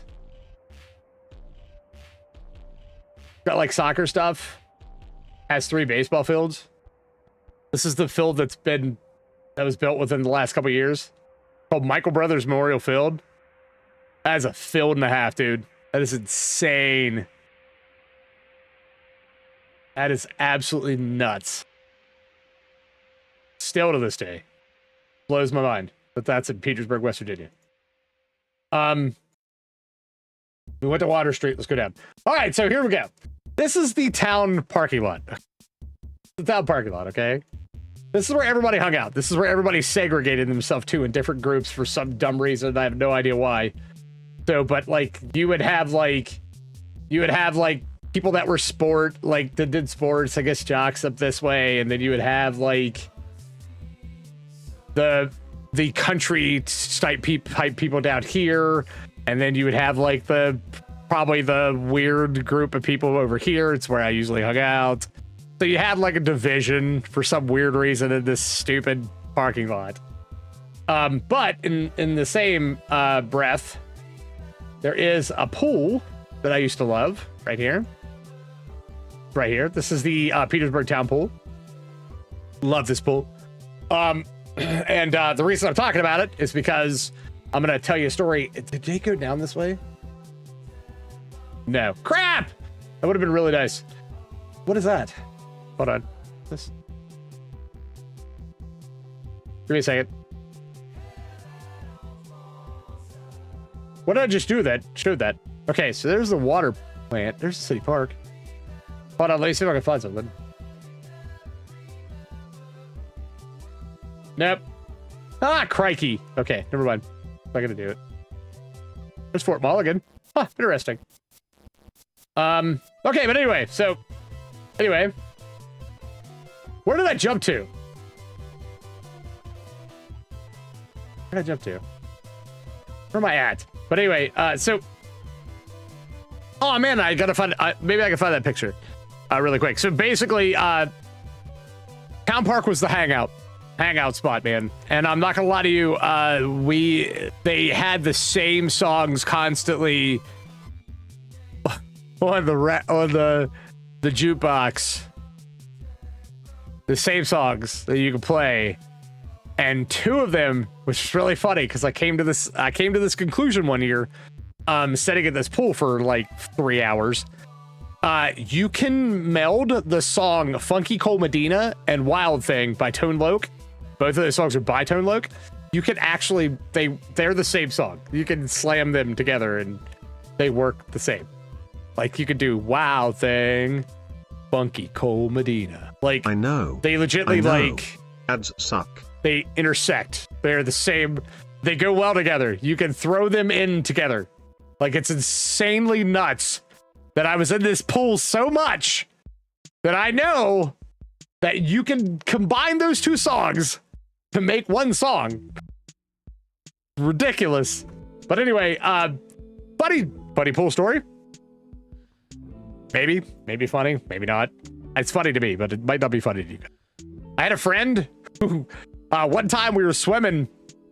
I don't know. Like, I don't know what was going on. I can't look behind you. You're in the water. You're swimming. A friend came up and put my head under, and he thought I was joking because I'm me and I joke way too much and I'm trying to be too funny. And he put my head under and he left me under there, and I'm struggling. Like I'm legitimately struggling. And he thought I was joking. He thought I was playing a joke. He thought I was being funny. I'm drowning. He's got like, it was a good 30 to 45 seconds. I couldn't hold my breath underwater. And he thought I was playing around. And he pulled me up. And whenever he pulled me up, he then realized that I was going to die. Thank you, buddy. He realized that I was straight going to die. Like I was going to die in the pool because I couldn't breathe. And I was taken in water. And to this day, like, he thought it was a joke. I can't help it. Like, I'm that person. Like, I joke too much. That's my problem. I never went off this high dive. I was afraid of heights. Hated high dives. Never went off. For the longest time, I would not. So I went to Ohio one year where my family lives, and I was swimming the whole year. Swam around that pool, my aunt's pool, my uncle's pool. Swam around that thing like crazy, went nuts, learned how to swim. Went through the whole year, come back, go to the Petersburg town pool, couldn't swim. Couldn't swim at all. Stayed in the shallow end, couldn't swim. Just, I don't know why, don't ask. Couldn't swim. I forgot how to swim. It was the stupidest thing, but I totally forgot how to swim. And I hung out in this kiddie pool way too much. This is a little reserve pool. I used to go there as an adult and sit in this reserve pool, like just hanging out. But not as an adult, as a teenager. I haven't been around there in a while, since I moved up here. In the park, there was a caboose. I don't know if it's still there. I don't see it on here. And there was a rocket.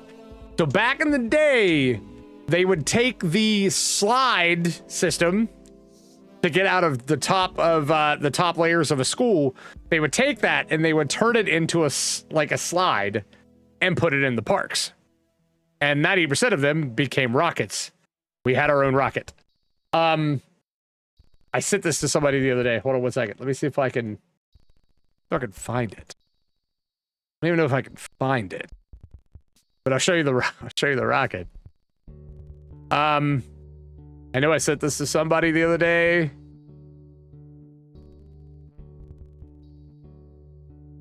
I know who I sent this to. So my brother Germ broke his arm on this. You guys know Germ, Bernie Lomax.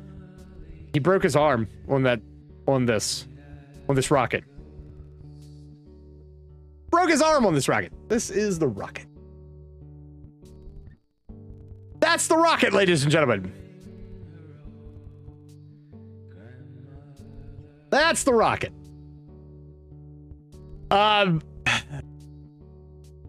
It was dark. It was a little crazy going down it. As it got older, it started to hurt your butt going down that thing. Yeah, that was the rocket. Yep, it was the old fire escape. Yep, that's exactly what it was. It was the old fire escape, and that's exactly what they did with old fire escapes back in the day. The Army engineers made all these fire escapes, and then they just turned them into rockets and put them in the park. We're not the only one that's had it. A lot of people have talked about having these things in their parks, which is really funny. That's a good little history thing for you, Sabrina, as well. I've talked to a lot of people who had these. It's very interestingly weird. Yep. Moorfield had one too. Because of that.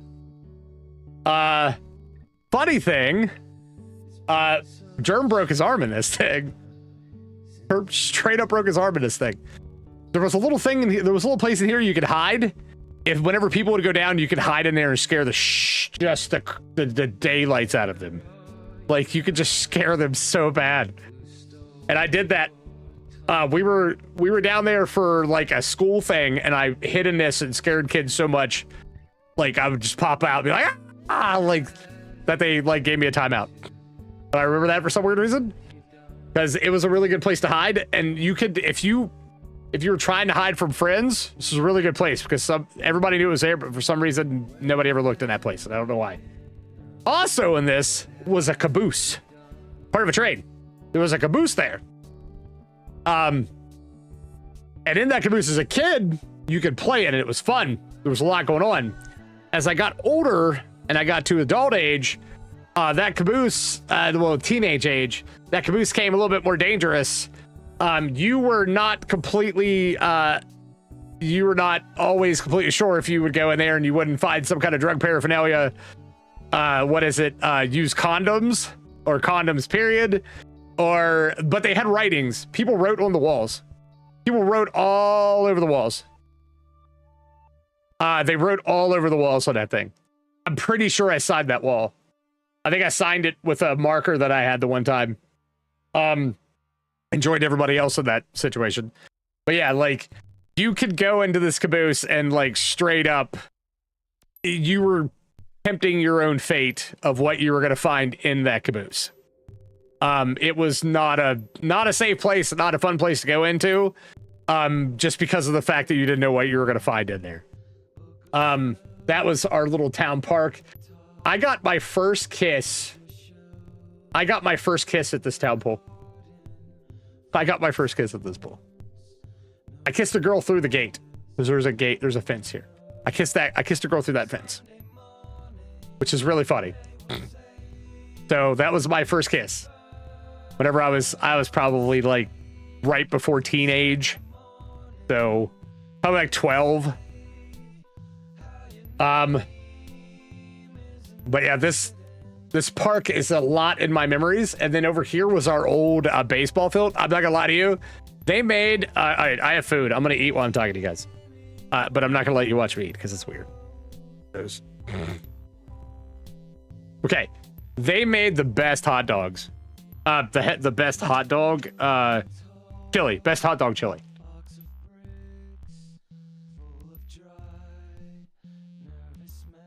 I love it. It was some of the best hot dog chili I've ever eaten. And I used to go to this all the time and play. I played Little League. Man, Little League and I were not friends. I was heavy set. I wasn't paying. I liked playing wiffle ball better than I did Little League baseball.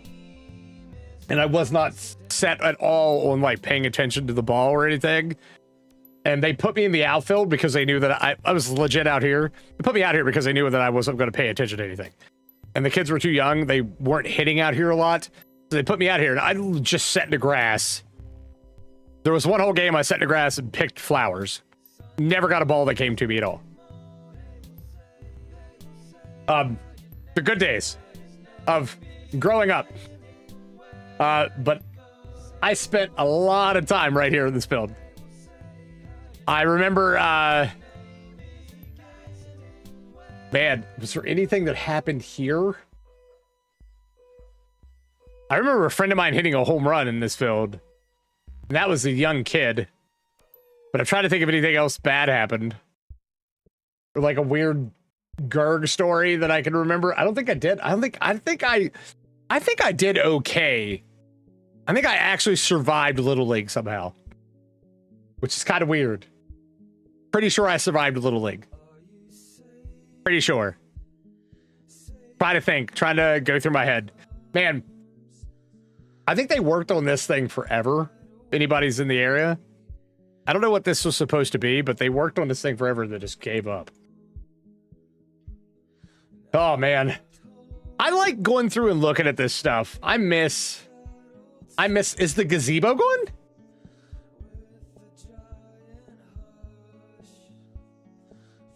I don't see a gazebo here. They take the gazebo out. What? There was a big gazebo that was here. Huh. Interesting. Well, that's kind of crazy because this is 2025. They took that gazebo out. That's kind of crazy. There was a big white gazebo right here. I sat there for... I would sit there whenever I was... After swimming, I would sit there because, like, I didn't want to stay inside the pool. I just would go over there and sit and just hang out and talk to people.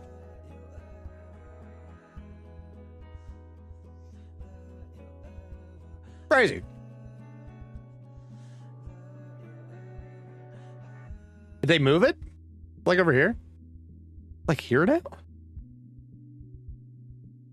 Weird. I just go there and hang out and just chat. Like on this big white gazebo, just sit there. You can sit in there, you just go in there and sit and talk to people, just have a good old time. Like we used to do that, like, because this was boring as hell. Like sitting in the parking lot. Yeah, you'll have to look and tell me. Maybe it's down a little bit further now. They took it out. If they took it out, that's fine. It was getting old. If they took it out, that's fine. It was getting old, but like, it's crazy. They took out the gazebo. Man. Trying to remember the rest of this crazy stuff. Because all this has been pretty well much moved back, right? I don't think this was here before, right? Maybe I'm wrong. Maybe I'm looking at this wrong. I thought this was closer. Huh. Maybe I'm wrong. It's been a while since I've been there, actually. It's been a while since I've actually been there. Let's see. What else do we got on my agenda here to talk about? The scary slide. Oh yeah, and this thing right here, this is called the dike. I think that's what this is called. They built this because after the '85 flood because of the flooding. This thing, if you can see it, you can walk on it, but it's like rocks, it's like sloped rocks. Man, throwing rocks off this thing was so much fun, but at the same time, like if you didn't have balance, you would just straight fall off. Yeah, that's what it's called. Called a dike. We probably spelled differently than you think. That's what this was called. They called it that. All right, Sabrina, go ahead. You're good. We'll do this again. I'm gonna start doing my Fridays as just chatting and talking about things. So yeah, come in. I'll let you know next time I go into weird stories. Okay, and you can rewatch this. You can watch the rest of this on YouTube. It stays up, so it'll be up. I'll share it tomorrow if you want to watch the rest of it. You can hear the rest of my weird stories. Just comment tomorrow with some of your stories if you remember of them. Remember, comment with some Petersburg stories. So thanks for coming in, Sabrina. I appreciate it. But yeah, this is this thing. I had a friend who loved to climb up and down this thing, and it was dangerous. And he got stuck down in there one time.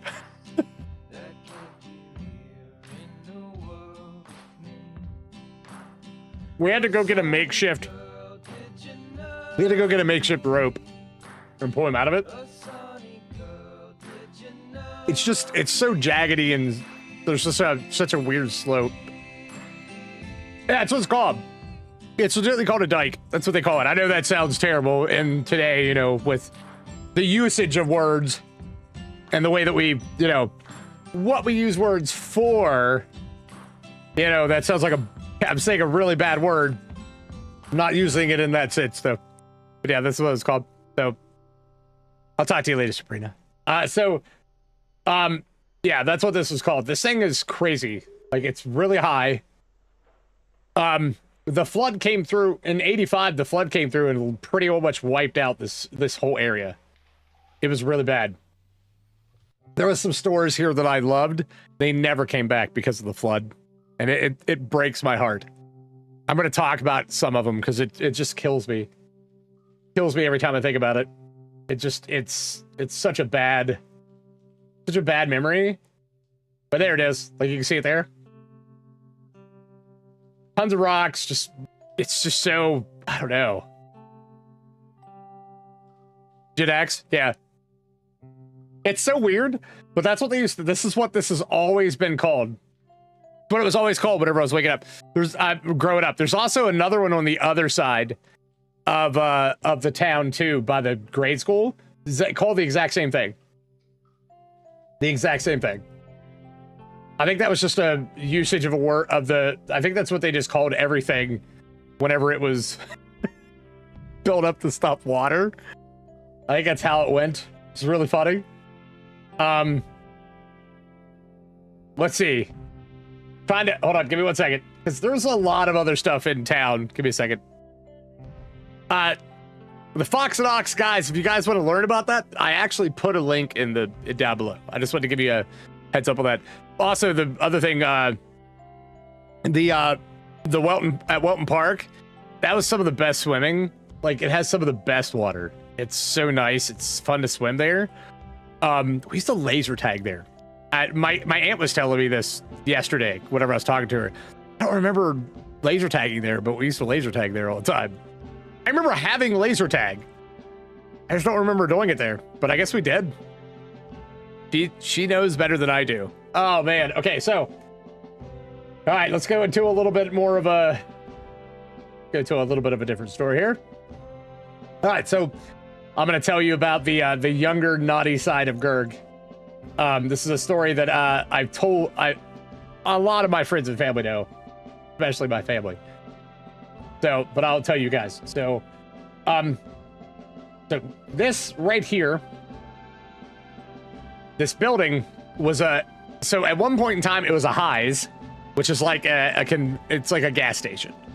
They had like hot dogs and stuff. It later became, I think 7-Eleven bought out all the Highs stores, or Highs became 7-Eleven, something along that process. I'd have to look it up. Dude, did you have that 80s? That 80s home laser tag? Yeah, it's the bomb, dude. The bomb. 80s laser tag was the bomb, dude. The bomb. So basically, like, in this building was this store that I frequented all the time.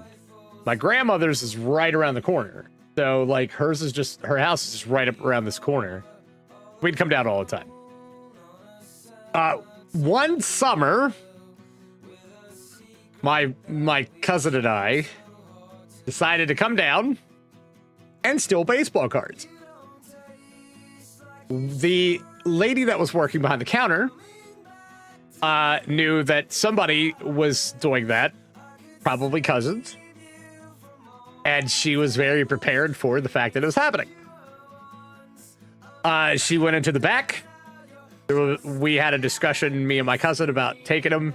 I walked out. He grabbed him, came up behind me. On the other side of this building, this right here was not here. Okay? So basically, it was just flat, and there was a wall you would go down. I was a heavy-set kid, and I had Charcot-Marie tooth, so I couldn't jump off this wall. I had to get on my butt, slide down it, and go off. As he came around the corner, and I was sitting on the wall, he handed me the cards.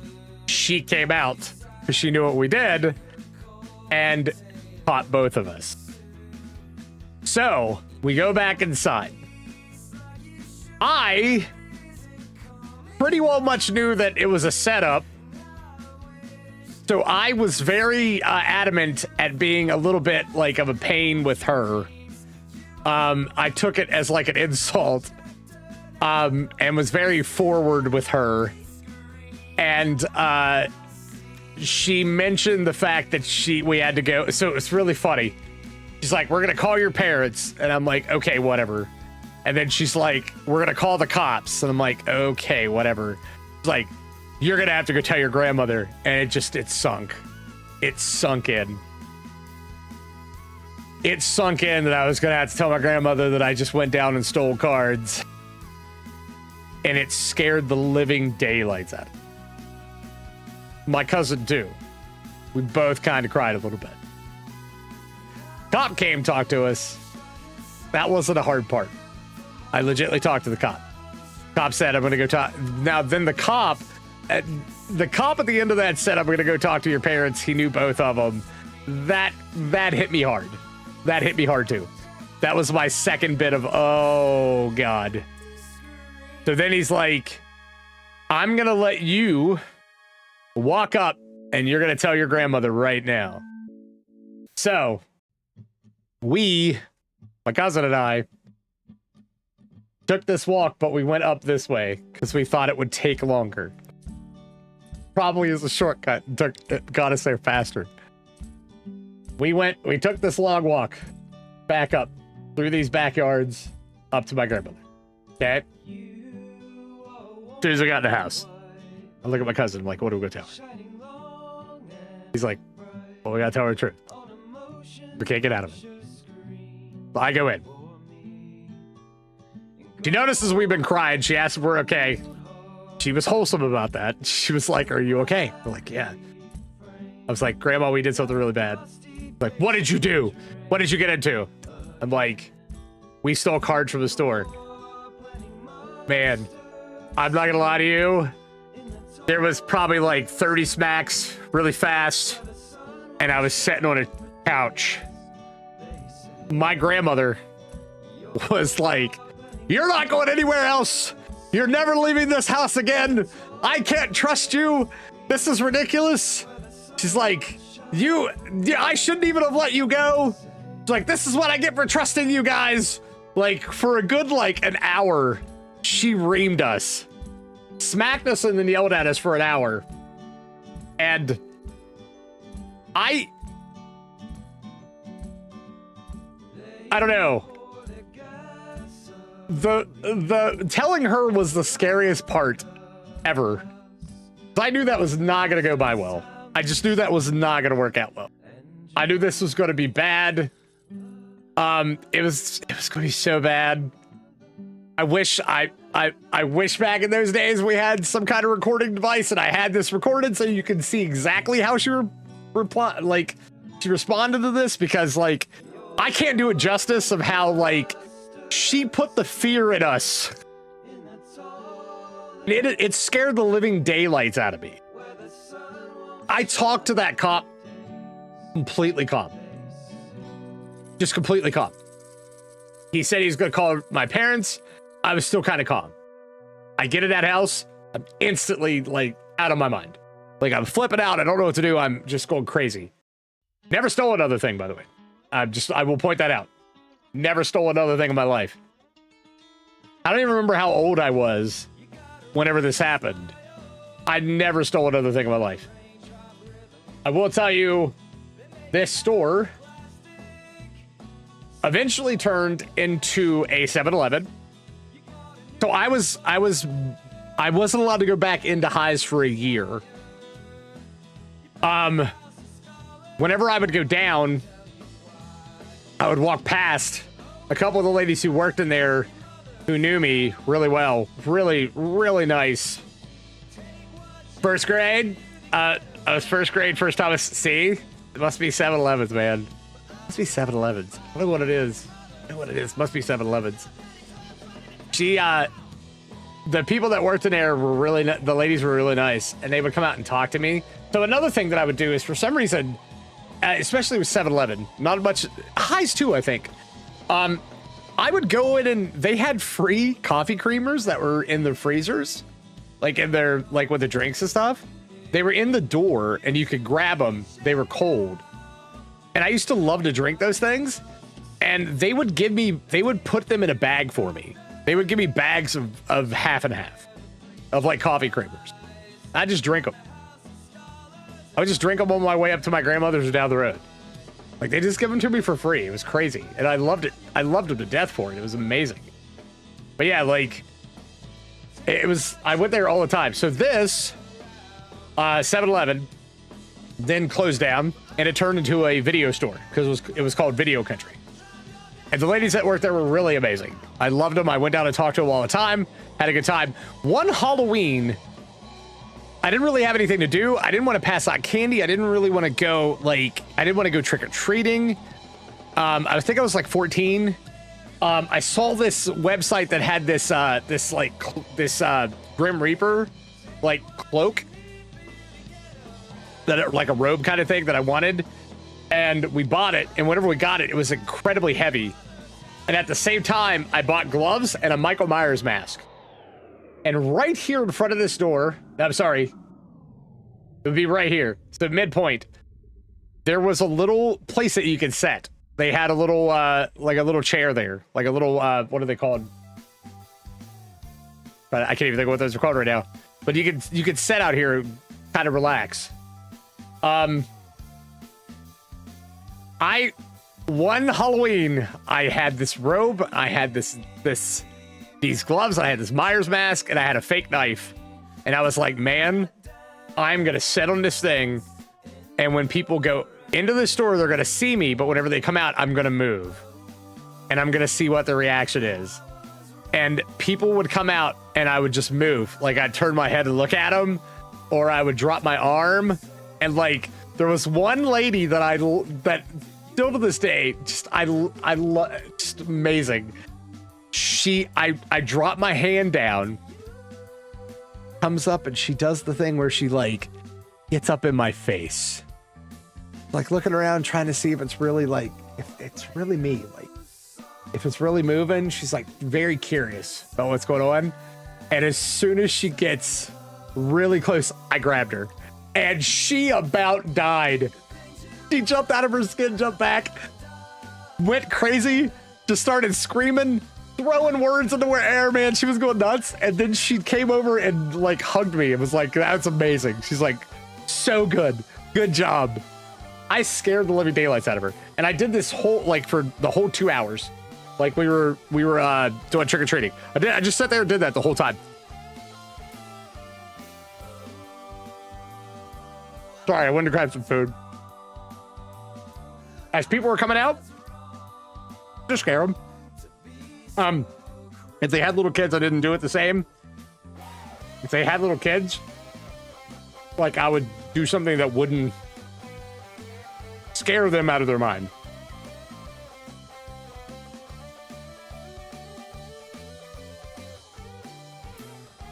But adults, we're fair game. We had some really good areas to trick or treat too that I used to love. There was a couple Halloweens. I stayed home. I did the Nick or Treat. Does anybody remember that? I tried to do the Nick or Treat one year and could not get on. I was in line and they had closed the Nick or Treat right as I got to be like next in line. I don't remember if you guys remember Nick or Treat. Well, Nickelodeon. I almost got into that. It was so close. I was like 1 or 2, like waiting in line to get into that. It pissed me off. But it was nighttime. We would go, the last hour of trick-or-treating would be in complete darkness. Which is just incredibly, I don't think anybody would ever believe that these days. They don't do it anymore. And it was all over town. So like you could pick certain ways to go that were going to be like so much. Virginia Avenue was a really nice place. But if you went down here, this was called Bryansfield. This place had like a lot of really good places to go. You could get a lot of candy. And me and my friends, we knew this. We traveled those paths. That's how we took Petersburg. Like we knew where to go to get really good candy. I know. Ads suck.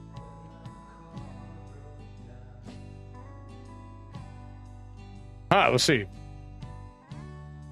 What do we got? All right, so I don't know if I'll be able to do all this. I've been talking a lot. Oh.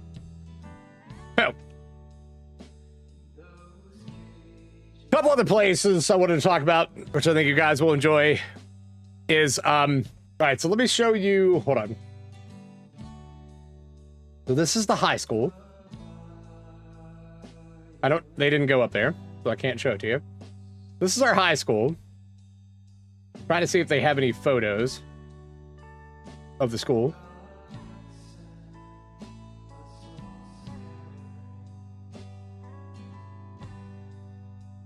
Nope, they don't have any photos of it. Crap. Petersburg High School. Great place to go. Loved it. Love Petersburg High School. Couple of things about Petersburg High School. We had this right here is steps. This is a walkway. But this is steps. This is a massive hill. This was the hill that you went down sledding. You went down this hill sledding. It was fantastic. I actually... I was in a hurry to get down here. This is our vocational center. 1 year it was winter. I was in a hurry to get down here. I had to go down these steps, and for some reason I found one that was it was close to the bottom, but I found it and I just tripped and I rolled. I rolled down the rest of that hill in the snow, freezing cold, good times. So they would let fireworks off down here. And whoa, is that parking? What is that? I don't know what that is. They would let fireworks off here, and you can watch fireworks, or down here somewhere. You can watch fireworks at the football field. I watched them up here. I would always watch them up here. As a kid, I remember the big loud booms, the big loud ones. They had a ton of windows. It would shake and rattle every one of those windows. And that's something I remember as a kid. You just hear all those windows like shaking and rattling. I was afraid of fireworks for the longest time, then I just started loving them. If you went to the football field, you went there and it was packed. Like they had a band playing, they were like, you could buy like popcorn and stuff like that. Like it was definitely the place to hang out, and it was packed. And I hated going there because so many people. But it was the best place to go to get, popcorn and stuff.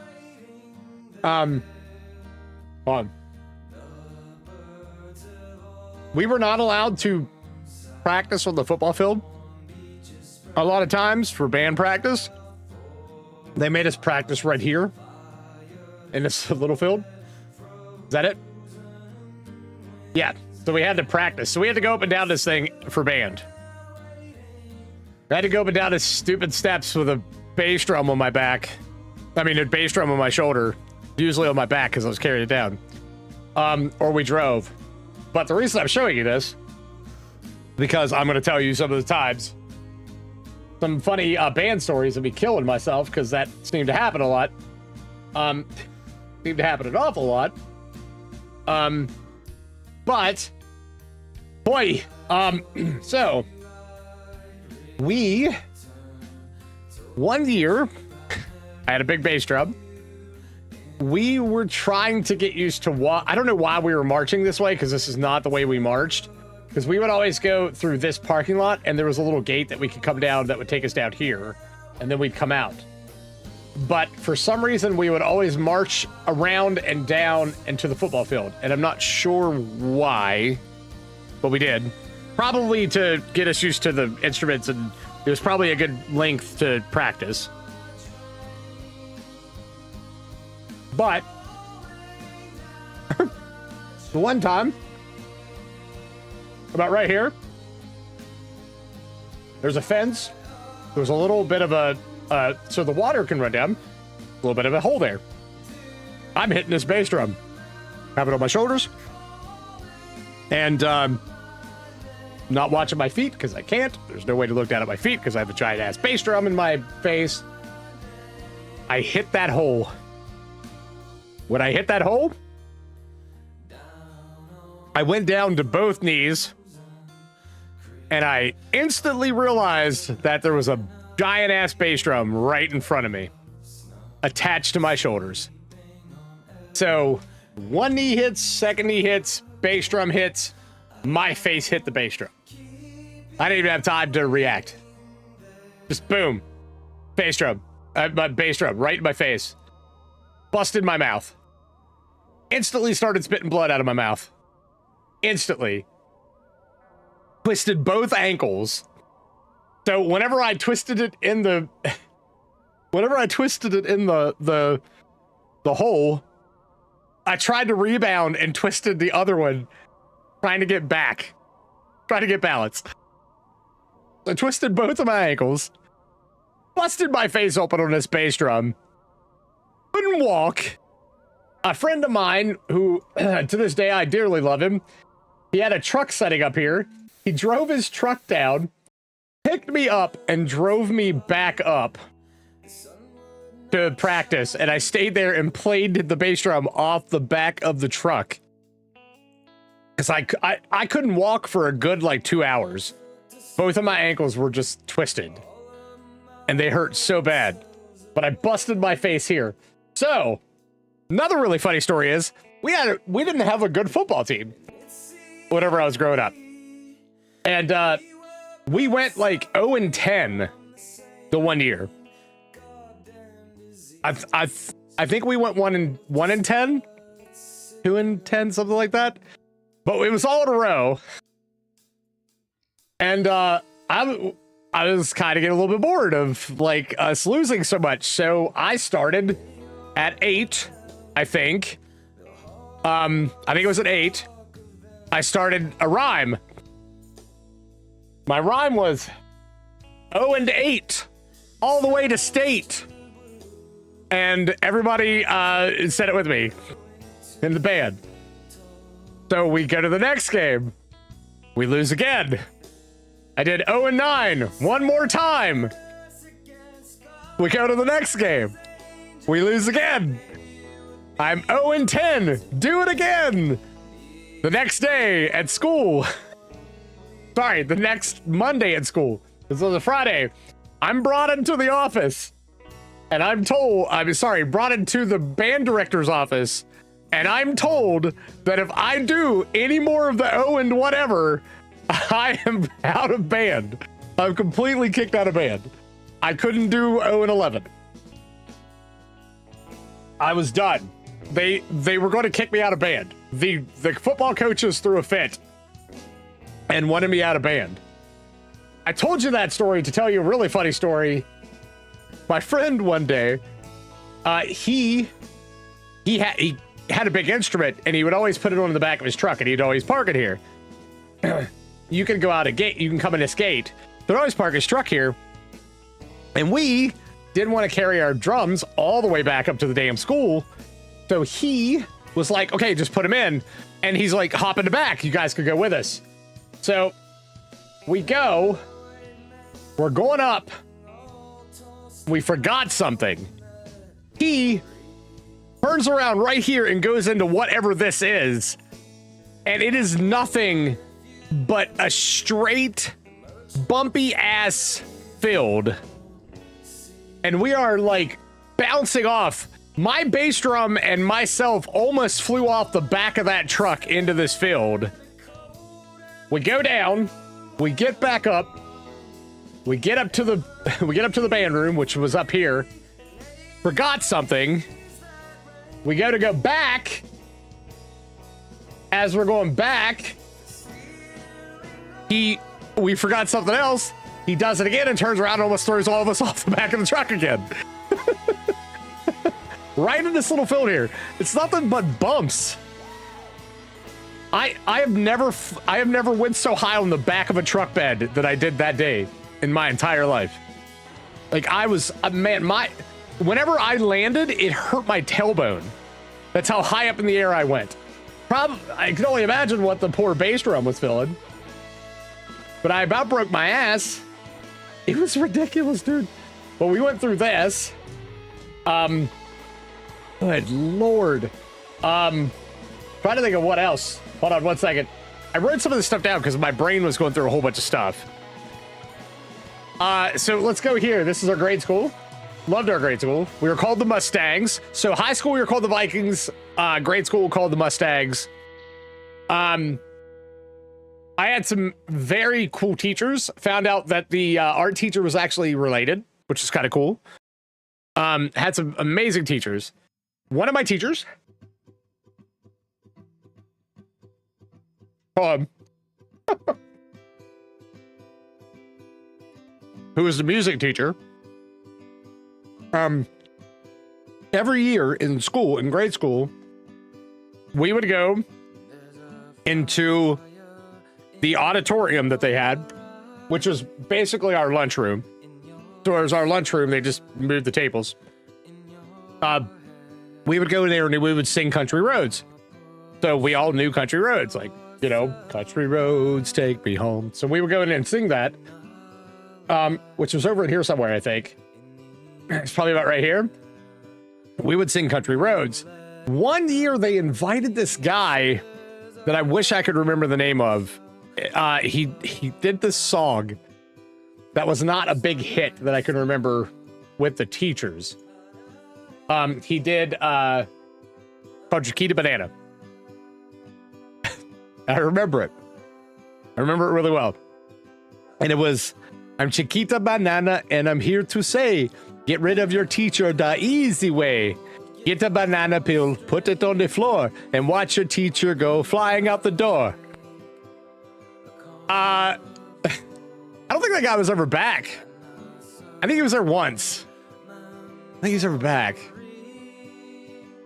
Yep. I remember that song. That's one thing that I remember about grade school. The other thing was in our gym. So in our gym, I got really bad. I got really heavily into Gaga, man. If you guys have never played Gaga, look it up. Like, you have a circle, you have a little ball, you try to hit the ball and like bounce it off the board into somebody's ankle or foot, and that means they're out. Man, I got really heavily into Gaga, dude. I was like, yeah. Like, and one day I was going, baby. I was like, yeah, I got this. And it got down to me and this other kid. I was really happy. I was like, hell yeah, man, I'm kicking ass with Gaga. It's amazing. He hits it off the thing, comes at me. I think he had to bounce it off and then hit it. Maybe that's how it worked. I can't remember. It's been so long. He hits it, comes at me. I jumped. As I jumped, the ball also came back under.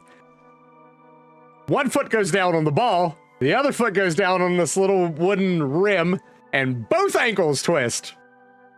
And I just fall on my face. I fall on my face. This is during gym class. I fell on my face. So the gym teacher is freaking out and is worried that, number one, I've killed my face. I didn't. But also the fact that both of my ankles now are twisted and I cannot walk.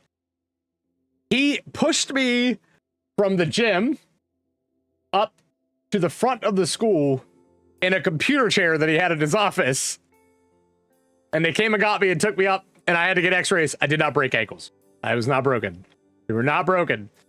It sucked and it hurt, but I did not break anything. But I will tell you right now, if my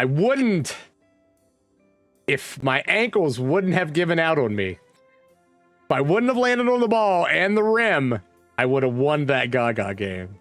I'm very sure I had that Gaga game in the bag, baby. I about killed myself. Not even gonna lie. I about killed myself. I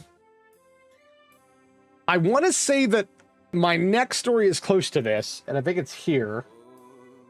We had a skating rink. I think this is where the skating rink was. Now it's a Head Start. Could be wrong. I want to say it's here. Maybe it's somewhere else.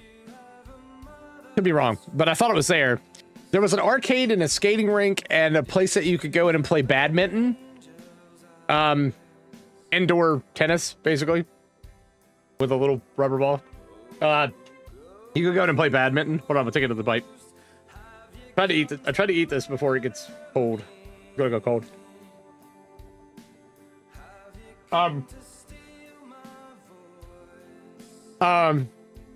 They used to have a lot of birthday parties there. I went to a birthday party when we went there one time. And as I was there, everybody started rollerblading. I wanted to rollerblade, man. I didn't understand why I couldn't rollerblade. I wanted to rollerblade. A roller skate, roller skate, whatever. And I wanted to do it so bad. I was like, man, I got this. It'd be cool. Like, I was a young kid. I was like, I got this. This is no problem. And I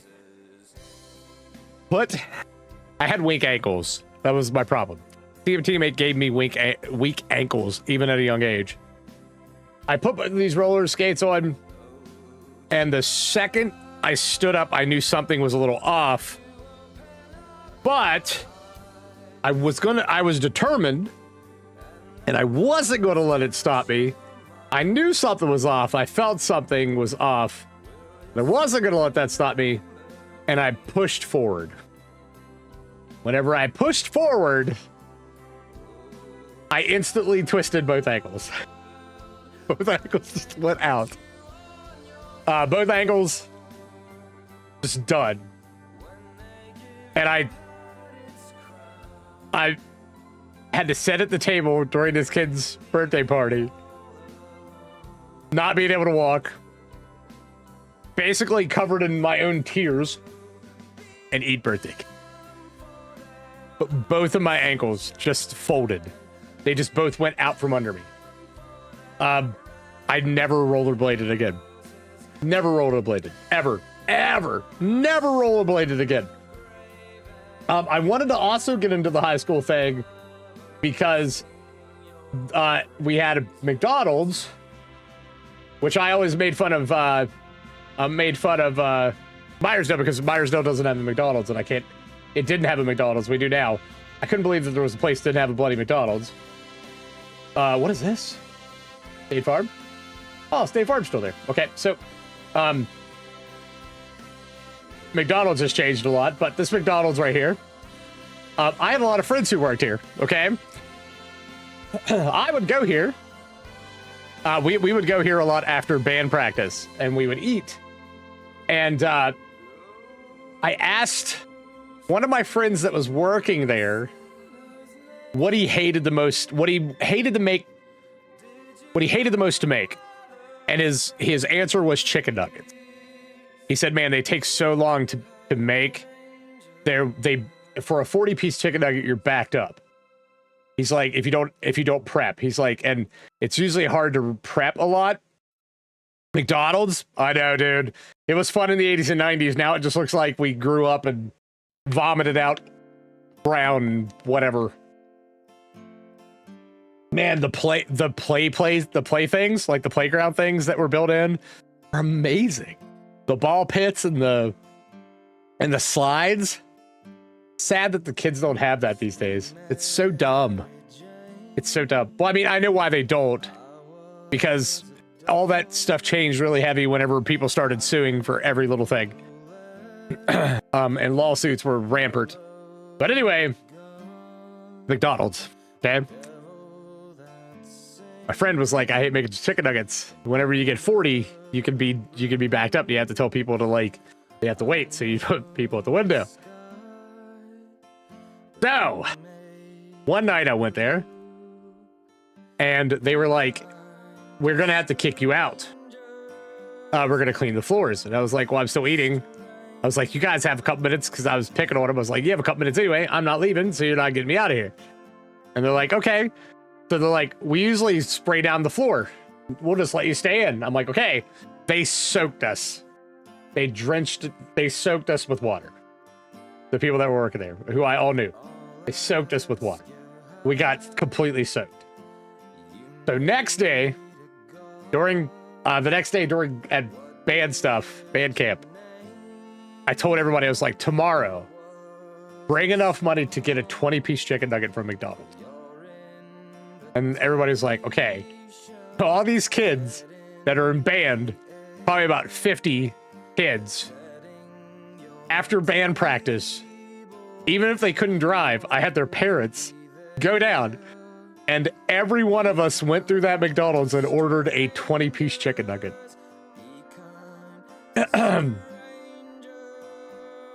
The next day, so what, like probably 50 kids, 20-piece chicken nuggets. They knew that I did it. The next time I went down, which was a couple days later, as soon as I went to walk in the door, the guy that was working there threw water at me. He threw a whole thing of water at me. He's like, that's what you get. He's like, I know you did that. He's like, I know that you brought all those people. It was funny because, like, I went through the line first. So I was like, I think we're going to have a lot of orders, guys. You better get prepped. I had 50 kids buy 20-piece chicken nuggets that day. Got soaking wet. Oh, man. My cousin Judy worked at this, the one that I'm going to talk about. I'll talk about her too for a little bit.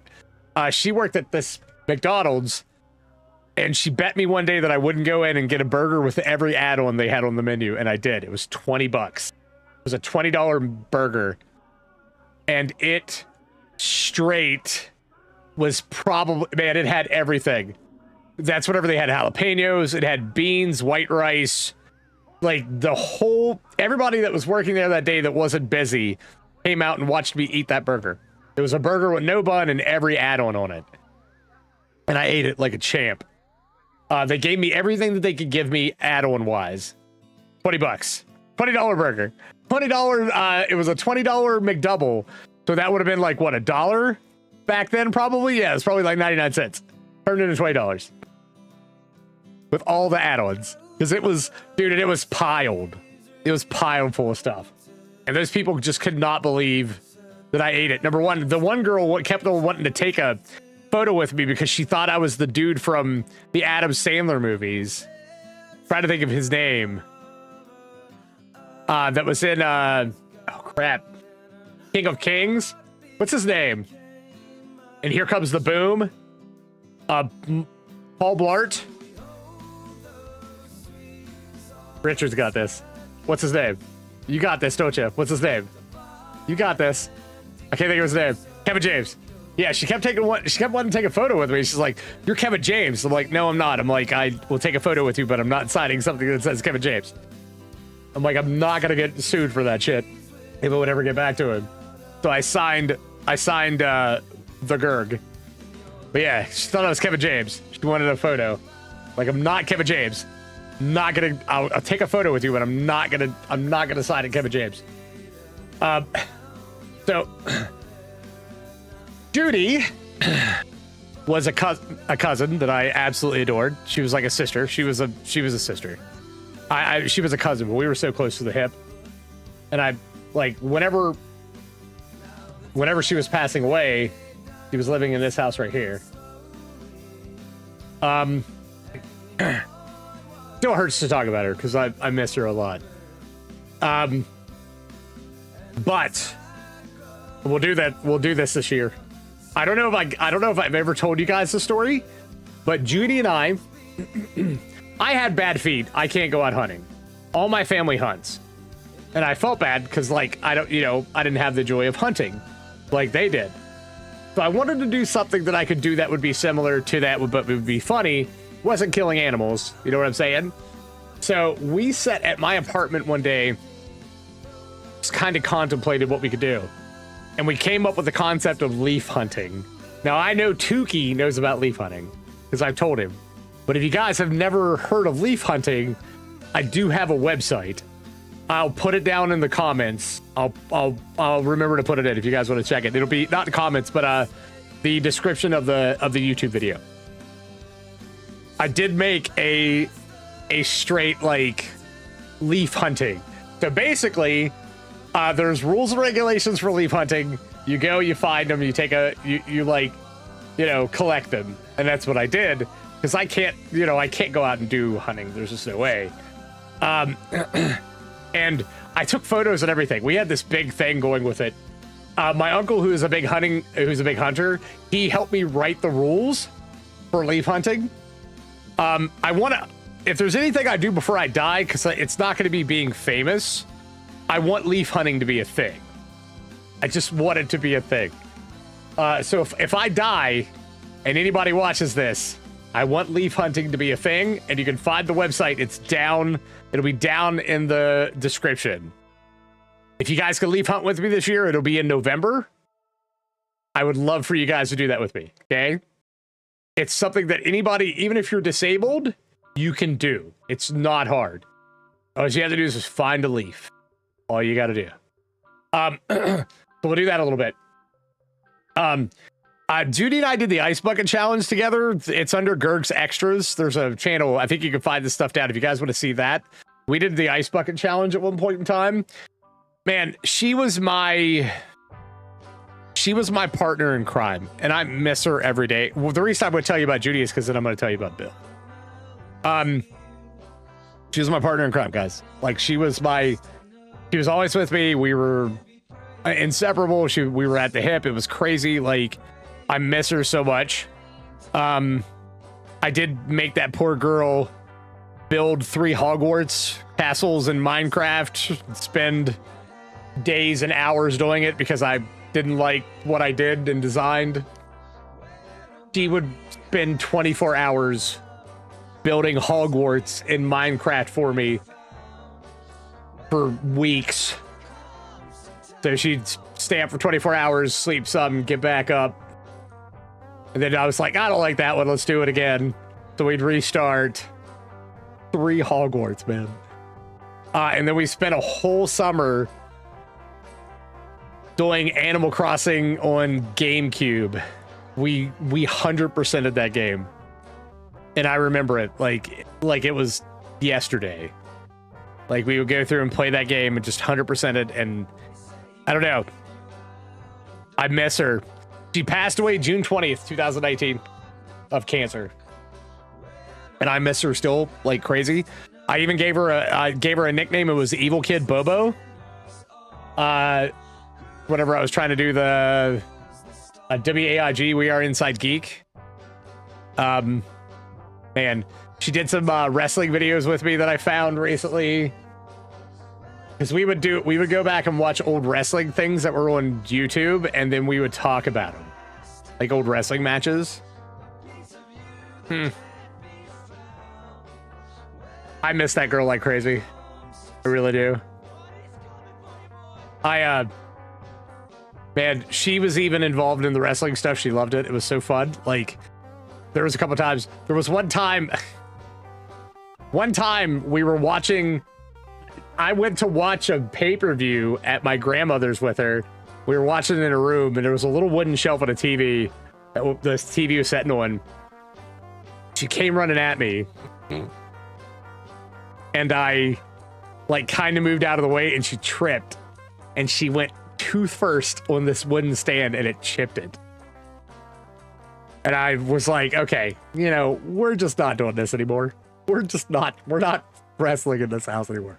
Gets us all in trouble. Man, there was one time as a little kid, like, I would always, like, throw her. So, like, you know that, like, you know how, like, I would pick her up and, like, fake chokeslam her and hold her, you know, boobs, do stuff like that. There was one time that little kid was obsessed forever of me, like, tossing her. So one day I tossed her and I, like, tossed her back. And whenever I tossed her back, there was a staple. There was a staple in the wall. One of my cousins had stapled something in the wall, and there was a staple in the wall, and it hit her in the back of the head. It didn't hurt her, but, like, it left a little imprint in her head. And I swore off wrestling after that for the longest time, because we were all accident prone. I don't know why the hell we wrestled. Like, I don't know why we did that. We were all accident prone. Like, it was terrible. It was completely terrible. I don't know why we did what we did. She loved Halloween. I have a picture of her dressed up as a pirate. We would go trick-or-treating. She would go trick-or-treating with me all the time. Like, she was legit my partner in crime. And I miss her every day. I miss her every day. Sometimes, man. Sometimes I wish she was still around. Really do. Like, I wish I could tell her stuff. Like, I wish she could watch these streams, because I think she would enjoy them. Wish she could join me in some of these streams. Like, I miss her. I really do miss her a lot of times. Trying to think of other things that I was going to talk. Dude, I was talking to Dad about this the other day. I know. Ads suck. On Main Street? So it would have been around in here somewhere. We had a theater in Petersburg at one point in time. I watched No Holds Barred. Does anybody know what No Holds Barred is? Richard's going to know what No Holds Barred is. Anybody else know what No Holds Barred is? Hulk Hogan and Zeus. So it's, what's his name? Tiny Lister? What is the guy's name that plays Debo in Friday? He was in it. I watched that there. That's one movie I remember watching at this theater. The other movie I remember watching was Land Before Time. Tiny. Love Tiny. I watched Land Before Time, and I had pneumonia, and I felt like absolute crap, but I would not let my dad leave that theater until I watched Land Before Time. At all. So, like, I was sick as a dog. And then, like, it came out on VHS. I'll show you this too. We have a Pizza Hut here. Came out on VHS. They had a booking program. At this Pizza Hut. Where's it at? Am I on the wrong side? Yep. to this Pizza Hut right here. They had a booking program. And I went through crazily and read books and got free pizzas. But they had a Land Before Time thing where you could get rubber hand puppets. And I made mom and dad eat there all the time just to get these rubber hand puppets for Land Before Time. And if you got so many of the rubber hand puppets, you get a free VHS tape. And I got that. The other thing I got from this place was they did the X-Men Morpheus? Morpheus? Morph. But is it Morpheus? They did that series. The animated X-Men. The one that they just re-brought back on Disney. They had that there, and I went to Pizza Hut and ate all the time just so I could get those VHS tapes. Because you could get so many of them. There was like 5 or 10 or something like that. And I got every one of them. Man, even Pizza Hut has went just dull. Pizza Hut used to be the bomb back in the day, dude. God, everything turned corporate dull. So it's disgusting.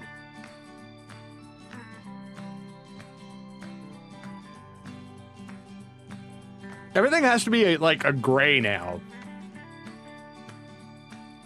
Can't be the fun red and yellow colors it used to be.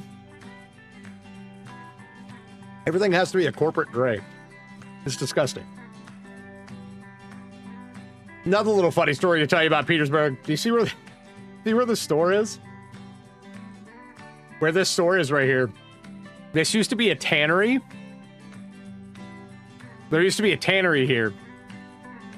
And they claimed that the tannery leaked chemicals that made this area, it made the ground toxic. Because Food Lion tried to build a thing here. They tried to build a thing here. And Foodland, which eventually turned into Shop and Save, Foodland was the only grocery store in this town. So this land was toxic until Food Lion pulled out finally after 10 years, and then Foodland got this property. So just a little small town, skullduggery for you guys. 10 years later, that is a true story. Absolutely a true story. But yeah, there's nothing on this property right here. That's not there. Crap, Sam. Nothing on that property for the longest time. Like right here. This was not here for the longest time. This was not here. And they would not let Foodland come in, and then all of a sudden Foodland pulls out and they're like, oh, there's no more toxic soil here. Come on over, Foodland. Food Lion pulled out. Yeah. Good Petersburg story. Oh man, this is okay. So this is still 7-Eleven. Okay, this is where 7-Eleven moved to. Man, I miss 7-Eleven so much. The only 7-Eleven that's close to here is a shady 7-Eleven that I'm not ever going to. Not ever going to that 7-Eleven. Ever. All right. Since we're at Shop and Save, let's talk about my Uncle Bill. Since we talked about Judy. My Uncle Bill was probably one of the most interesting guys I had ever met. This isn't going to be the back of it. This isn't going to be the back of it because it was in a different location. My Uncle Bill, how do I even want to start with this? Hold on. So my Uncle Bill taught me incredibly funny things and interesting things. So number one, it's the only man that I knew that he would drink and drive constantly. He had a truck, and I don't know of any time he didn't have a beer in his hand whenever he was driving. Yeah. I'll start out like that. That man drank and would drink and drive all the time.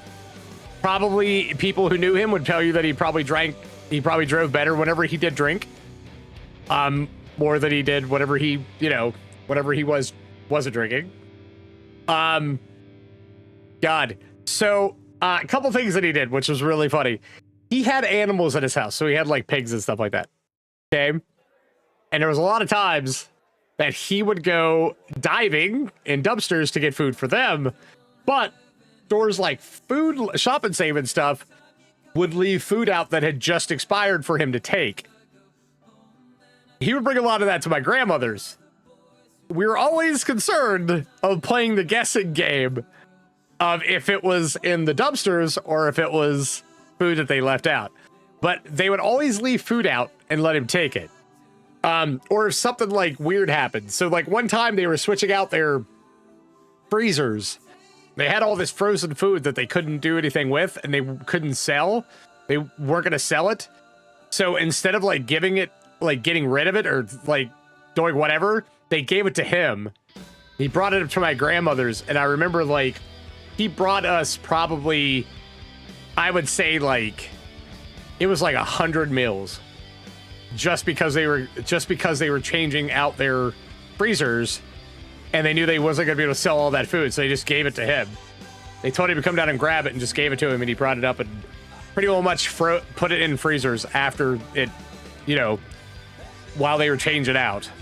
That man, oh man. Oh, Uncle Bill. One time, he told us we were gonna go. I swear to you. He told us we were gonna go snake hunting, and I thought he was full of shit. I legitimately thought he was full of shit, and I thought, okay, you know, maybe like black snakes, something like that. Maybe this is gonna take us black snake hunting. No, it was rattlesnakes. That is one man that I have seen kill a rattlesnake with his hands. That man had no fear. It was very, very weird walking through this grass, like, and being in this area where there was these rattlesnakes. The advice he gave us was, if you hear something rattle, don't move. I loved Uncle Bill to death. What a funny man. But he's the only person I know that can legitimately kill a rattlesnake with his hand. That man he just had no fear. No fear whatsoever. Another thing that he taught me to do was we would go hunting. Hunting with my Uncle Bill was sometimes an interesting time, because he did it in his truck. He would shoot out of his window or get out of the truck and shoot. But it was there was a couple times in his truck. And one time I remember him shooting this deer. My cousins had to scale this barbed wire fence that both of them got caught on and just ripped up to go get this deer. And he would always put it under like a wood pile and be like, if they don't know about it, they won't say anything about it. That man would straight hunt deers out of his truck. He passed away August 4th, 2001. I'll tell you that story too. So, a couple other things I remember about my Uncle Bill is he's the first person I was with whenever he taught me how to kill a chicken, which is not a good thing to watch. I didn't do it much after that, but I can tell you right now, whenever a chicken gets its head cut off, it does like to squirm and flap around and go crazy. Chasing them sucks. I didn't do a lot of chasing dead chickens for him. Not an interesting, fun thing that I enjoyed and was involved in, but something that I got to witness in my lifetime. Have you done it? See, yep. I'm not a fan of it, but yeah, I've definitely been there and done it. So I don't know if anybody remembers TNT and TBS and USA back in the day, like late 80s, early 90s. I know Richard will. Anybody else is in here, tell me your memories of it. But for some reason during the summer, they would have some of the best marathons that I can remember ever. And I was sitting back thinking the other day, one of them, I think it was TNT, during weekdays, it would just have random like movies about insects, like killer insects. And that's where I either watched the movie, it's called Bees or Killer Bees, Ants. There was a whole bunch. One time, Monster Vision was the bomb, dude. Monster Vision was a nighttime thing. This was just during the day. This is randomly during the day. Like, they would just randomly have these movies that were about like killer bugs or things like that. And I would watch all of them all the time. The funny thing that I remember about my Uncle Bill, where my Uncle Bill, at my Uncle Bill's house, their bedroom was the only house that had an air conditioner, so that's where you hung out the most of the time. And one time that I was there, TNT had a marathon of Meatballs 1, 2, and 3. That was the first time I'd ever seen those movies.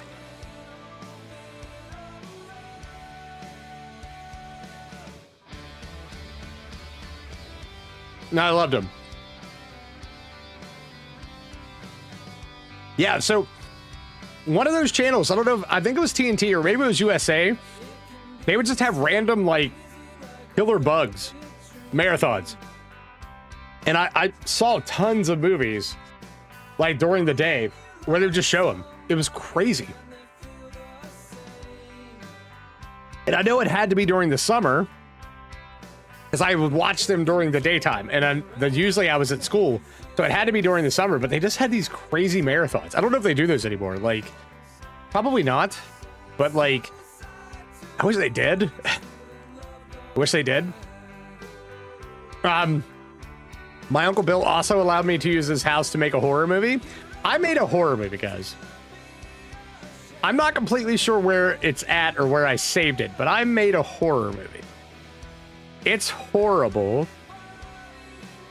USA Up All Night was the bomb. It was the bomb. It's called The House That Never Slept. I made it whenever I was probably just starting high school. Sorry, my leg was itching. Maybe 15 or 16? I don't know. Maybe it was before that. I don't know how old I was. I made a movie. Night of the Living Gergs now. Called The House That Never Slept.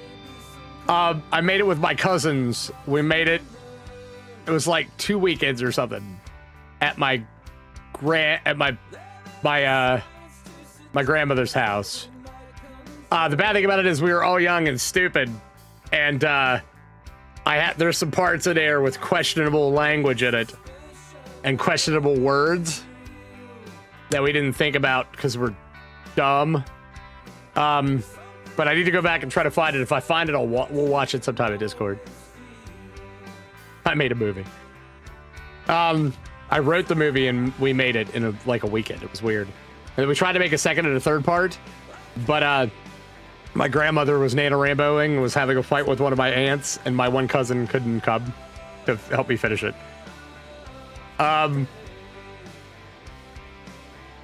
So my Uncle Bill passed away August 4th, 2001. I was actually at a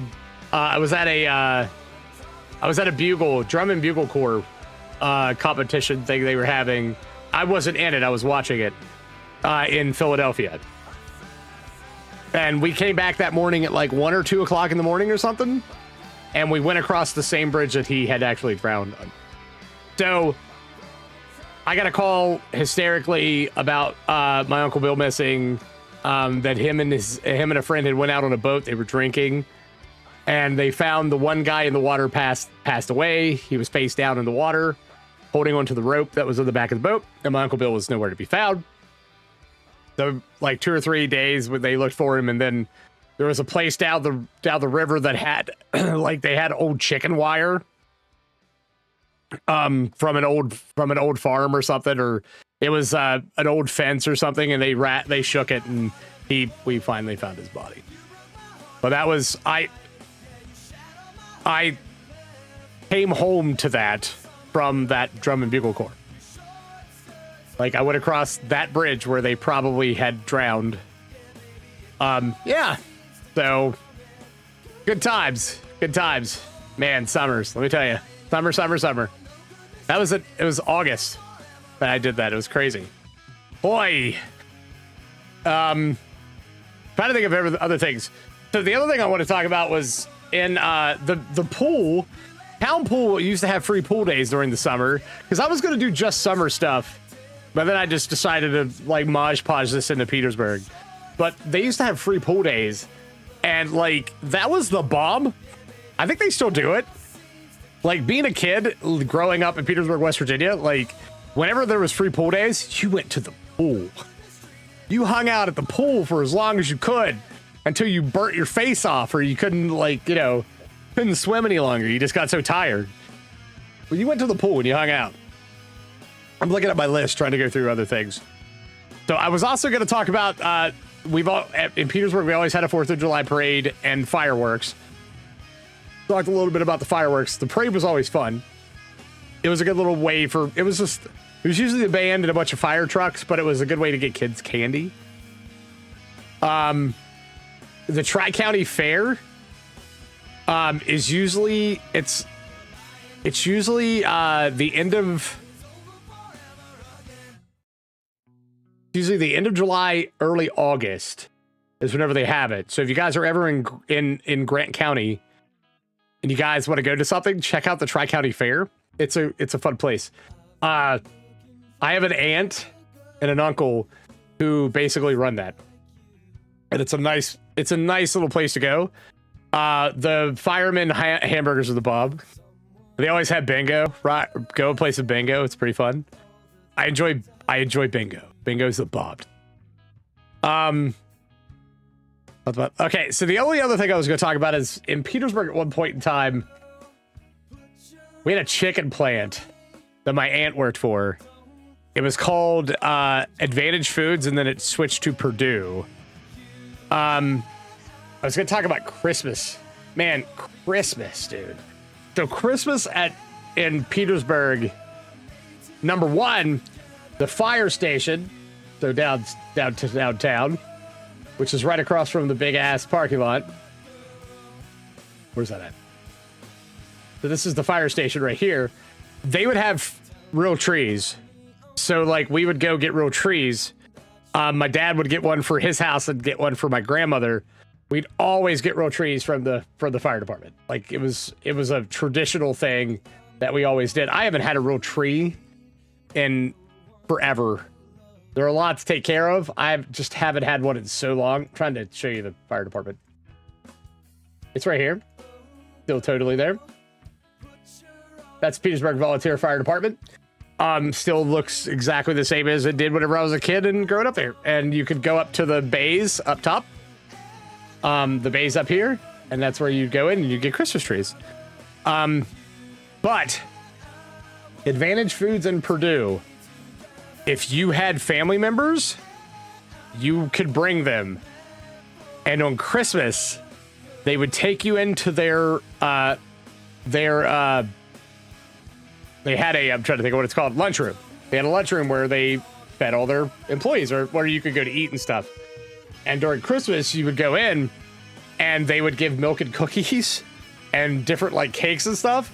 But man, they would give everybody like, you know, those, I don't know if you guys, you know how they do Easter baskets? Like the stockings. You know how they used to have the stockings that were like toys inside and like they were wrapped in like a, what is it? Like a plastic that had like holes or something. It was almost like a sock that they put toys in.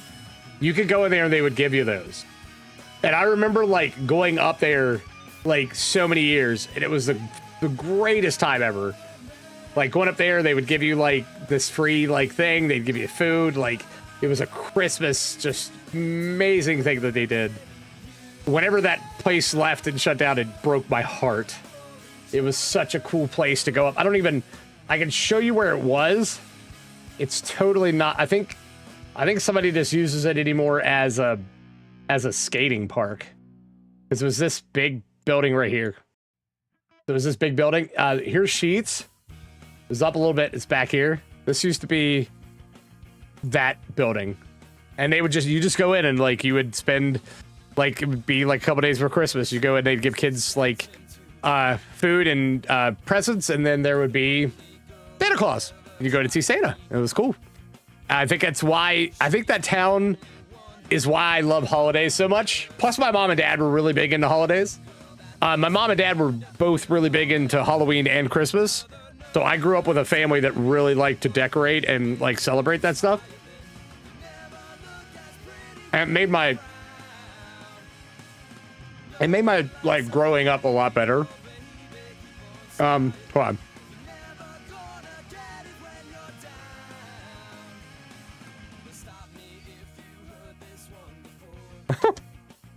All right, food's finally done.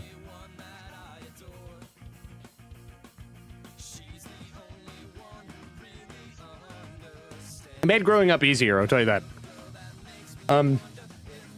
Made it enjoyable. I'm trying to think. I think I went through my list pretty much. I grew up at the hospital. I grew up at this place. I grew up at this hospital. It's not the same. It's not the same hospital anymore. It's much bigger. But I grew up running around this place. I was gonna tell, man. There's a story. There was a lovely lady. Her name was Brenda. I would go to her husband Ray. He was handicapped. He would go to all the football games. He would drive his car in, and he would park, and he'd watch it in his car.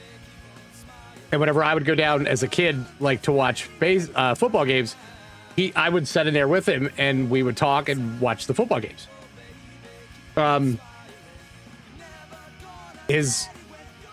Brenda worked in X-ray, and one year for Halloween, she's like, "Greg, I got you something."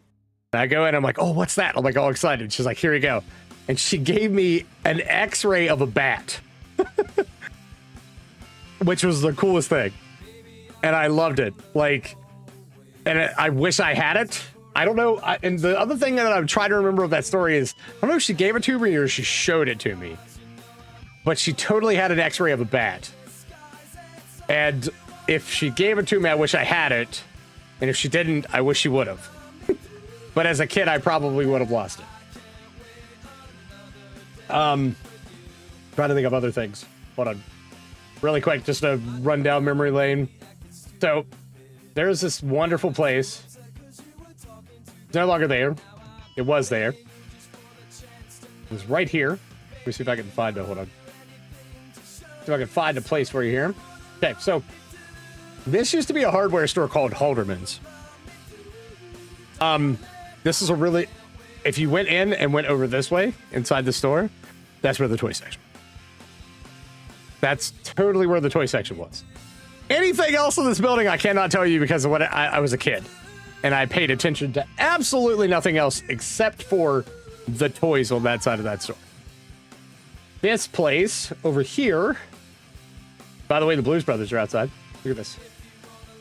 This is the mayor of Petersburg. He has a whole bunch of statues. He has like Blues Brothers, Spider-Man, Chaplin, Werewolf, Laurel and Hardy. And then Frito Bandito. I don't know who that is back there. Who is that? Do I know who that is? But he has a whole bunch of these statues that's set out in front of. This used to be the old post office. But this place right here, that is now a church. This used to be Ben Franklin's. This place was the bomb, dude.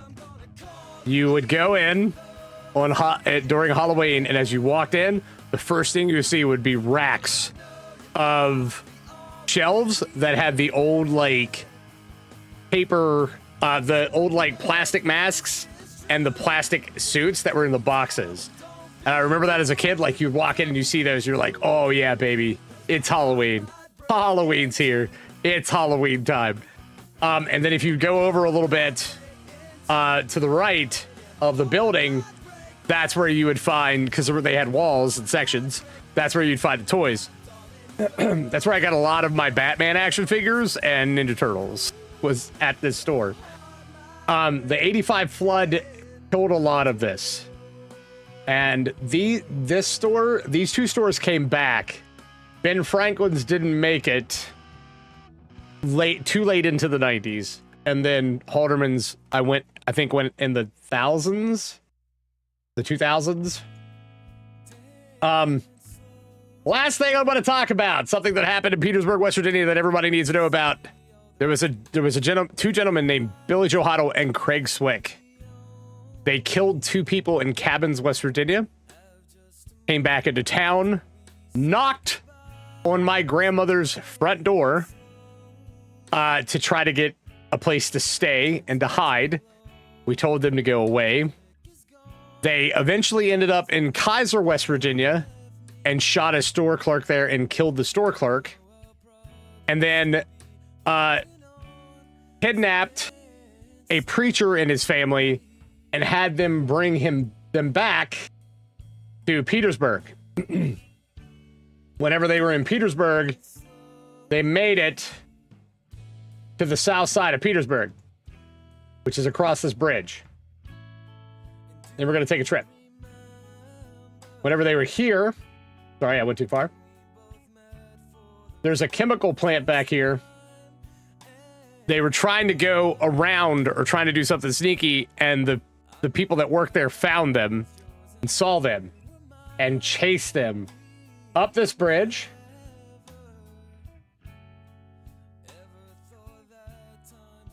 Keep going with me. Chased them up this bridge.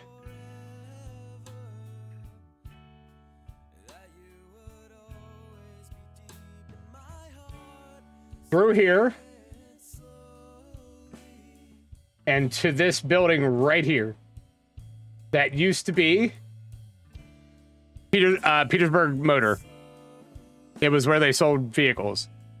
And in this place, there was a shootout with cops. Because the cops were called and they showed up. Craig Swick was not injured. Billy Joe Hottle was shot several times. And there was one of the people that they had taken hostage that was shot by accident. The guy that was shot, that was the hostage, was okay. He was okay. Hottle, they got to Ruby Memorial and saved him. And those guys are still in prison, as I know, I think. I think they're still alive in prison. Billy Joe Hottle was a family friend. And was kind of always in a little bit of trouble. And like I said, tried to... So apparently there was a letter that was sent to one of my cousins about joining them to do the killing, because they had escaped prison and came and did the killing because the guy, the girl had found another guy and they wanted to get revenge for that. And they killed both of them. And that happened in Petersburg. There was also a list that they made after they were caught of people that they were going to kill. And from what I've heard, there was people in there that I knew. I know. That were on that list. I know. Ads suck. Well, that happened. They legitimately knocked on my grandmother's front door. I was a young kid. They knocked on the door and wanted to come in. My grandmother told them to go away.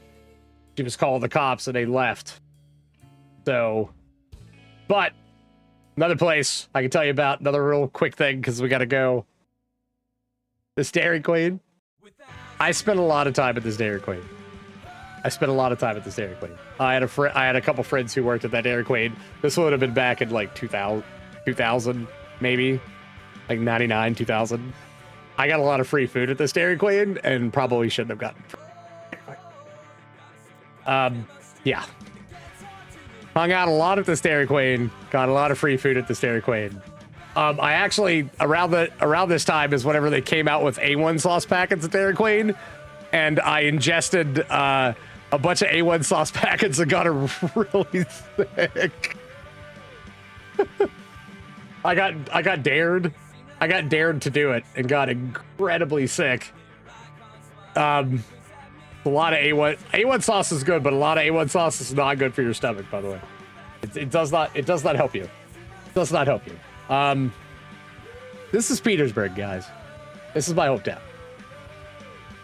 This is the town that I ran around. This is the town that I saw Parks Motel, has been redone and has been made better, but back in the day, it was a cesspool. I had family members who lived here. I had a best friend who lived in this apartment building, and her brother were running at each other one day and accidentally they basically clotheslined each other and hurt each other. So whenever I was growing up as a kid, there was, where am I at? Okay. I couldn't cross this road. And I couldn't cross this road for the longest time. Or over the main road. Couldn't cross these. And then whenever you got old enough, you could go down to the next section, which was right here, and then you could just go all over town. But that's how my grandmother cut off sections of town to us until we were old enough. So, and our bus stop was right here. There was a sewing factory back here, and I loved the lady. Like my grandmother would go down to talk to her all the time, and she would sew stuff for her, and just was the nicest lady that I've ever met. My grandmother's neighbor was a wonderful lady. Just amazing. I don't want to give names because it's not fair to them, but yeah, like just I grew up around a lot of amazing people. And then out in Dorcas, of course, like I said, this was my family home. We had amazing neighbors, like these two houses right here, just amazing neighbors. Sabrina, that was in chat, her grandfather passed away not too long ago, and that man was like a father to me, and it sucks. It sucks that you grow up to basically watch everybody that you love pass away. Hate it. There's our cesspool. We had a family friend one time that wanted to go fishing in this cesspool. And I think it was my dad or my Uncle Dave that told him the only thing you're ever going to catch is turtles and turds. Hi, Pap. How's it going? I'm getting ready to call this, bud. So, but that's Petersburg, man. That's Petersburg. If you guys want to look into it, you can. If you guys ever go here, there's this place called Southside Depot. They do like, where's it at? You hear there's a train. We have train tracks that go through. On Southside Depot, it's down here. It'd be down here. Southside Depot's down here. They actually do train rides and stuff. So if you guys are ever like in this area and you want to take a train trip, go on a train trip, like do it. It's fantastic. They also do a lot of stuff for like Christmas and stuff like that. So check out Southside Depot. I recommend though, like Christmas, they give out like free hot chocolate and cookies. It's amazing. So there's an ice cream place, Pap. But this is Petersburg. This is Petersburg. This is how it looks. I didn't hit every place on here because I don't have time. Like, I just don't have a lot of time to hit up every place. But this is my hometown. This is where I grew up. Spent a lot of time in that house right there. And I can't get the pictures to come up anymore. I don't know why. There it is. But I grew up in this house right here. Most of the time. Whenever I wasn't staying at my parents' house out in Dorcas. So, that's a little trip down memory lane with me. So, and I thank you guys for doing this. I'll probably eventually, like, next time I'll probably do some stuff about movies and do kinds of stuff like that. And just, like, branch out on Fridays to do a little bit of a different thing. If you are from the area, if you've been in the area, if you've hung out in the area, put your favorite memories that you remember, like from Petersburg, Grant County in general. Let me know if you see this, like, comment, say hi, show some love. That'd be awesome. If you're from the area and you want to watch me, if you remember me, like if you are like, hey, what's he doing? You can watch me stream Monday, Wednesdays, and Fridays at 4:20 p.m. Eastern time. So Let's end this, baby. Okay, so let's go. We're gonna call it. We're gonna end this stream. I love your guys' faces. Thanks for coming in and hanging out. I hope you liked the little trip down memory lane. I hope it was enjoyable. This video will be back up on YouTube after this. So if anybody wants to come in and watch it, if you want to share it with family and friends, you can. If you're from the Petersburg area, let me know if you watched it. That would be awesome. So, all right. Love your guys' faces. Thanks for coming in and hanging out. I'll see everybody Monday at 4:20 p.m. Eastern time. I'm not sure exactly what we're doing Monday. It's either going to be a solo game. I might do some DBD with Bombay. And I'll let you guys know in Discord. So hit up our Discord. That information is actually in the description below in YouTube. All right. Love your guys' faces. Thanks for coming in and hanging out. Peace and hair grease. Everybody have a wonderful Friday. I'll see you Monday. Bye, everybody.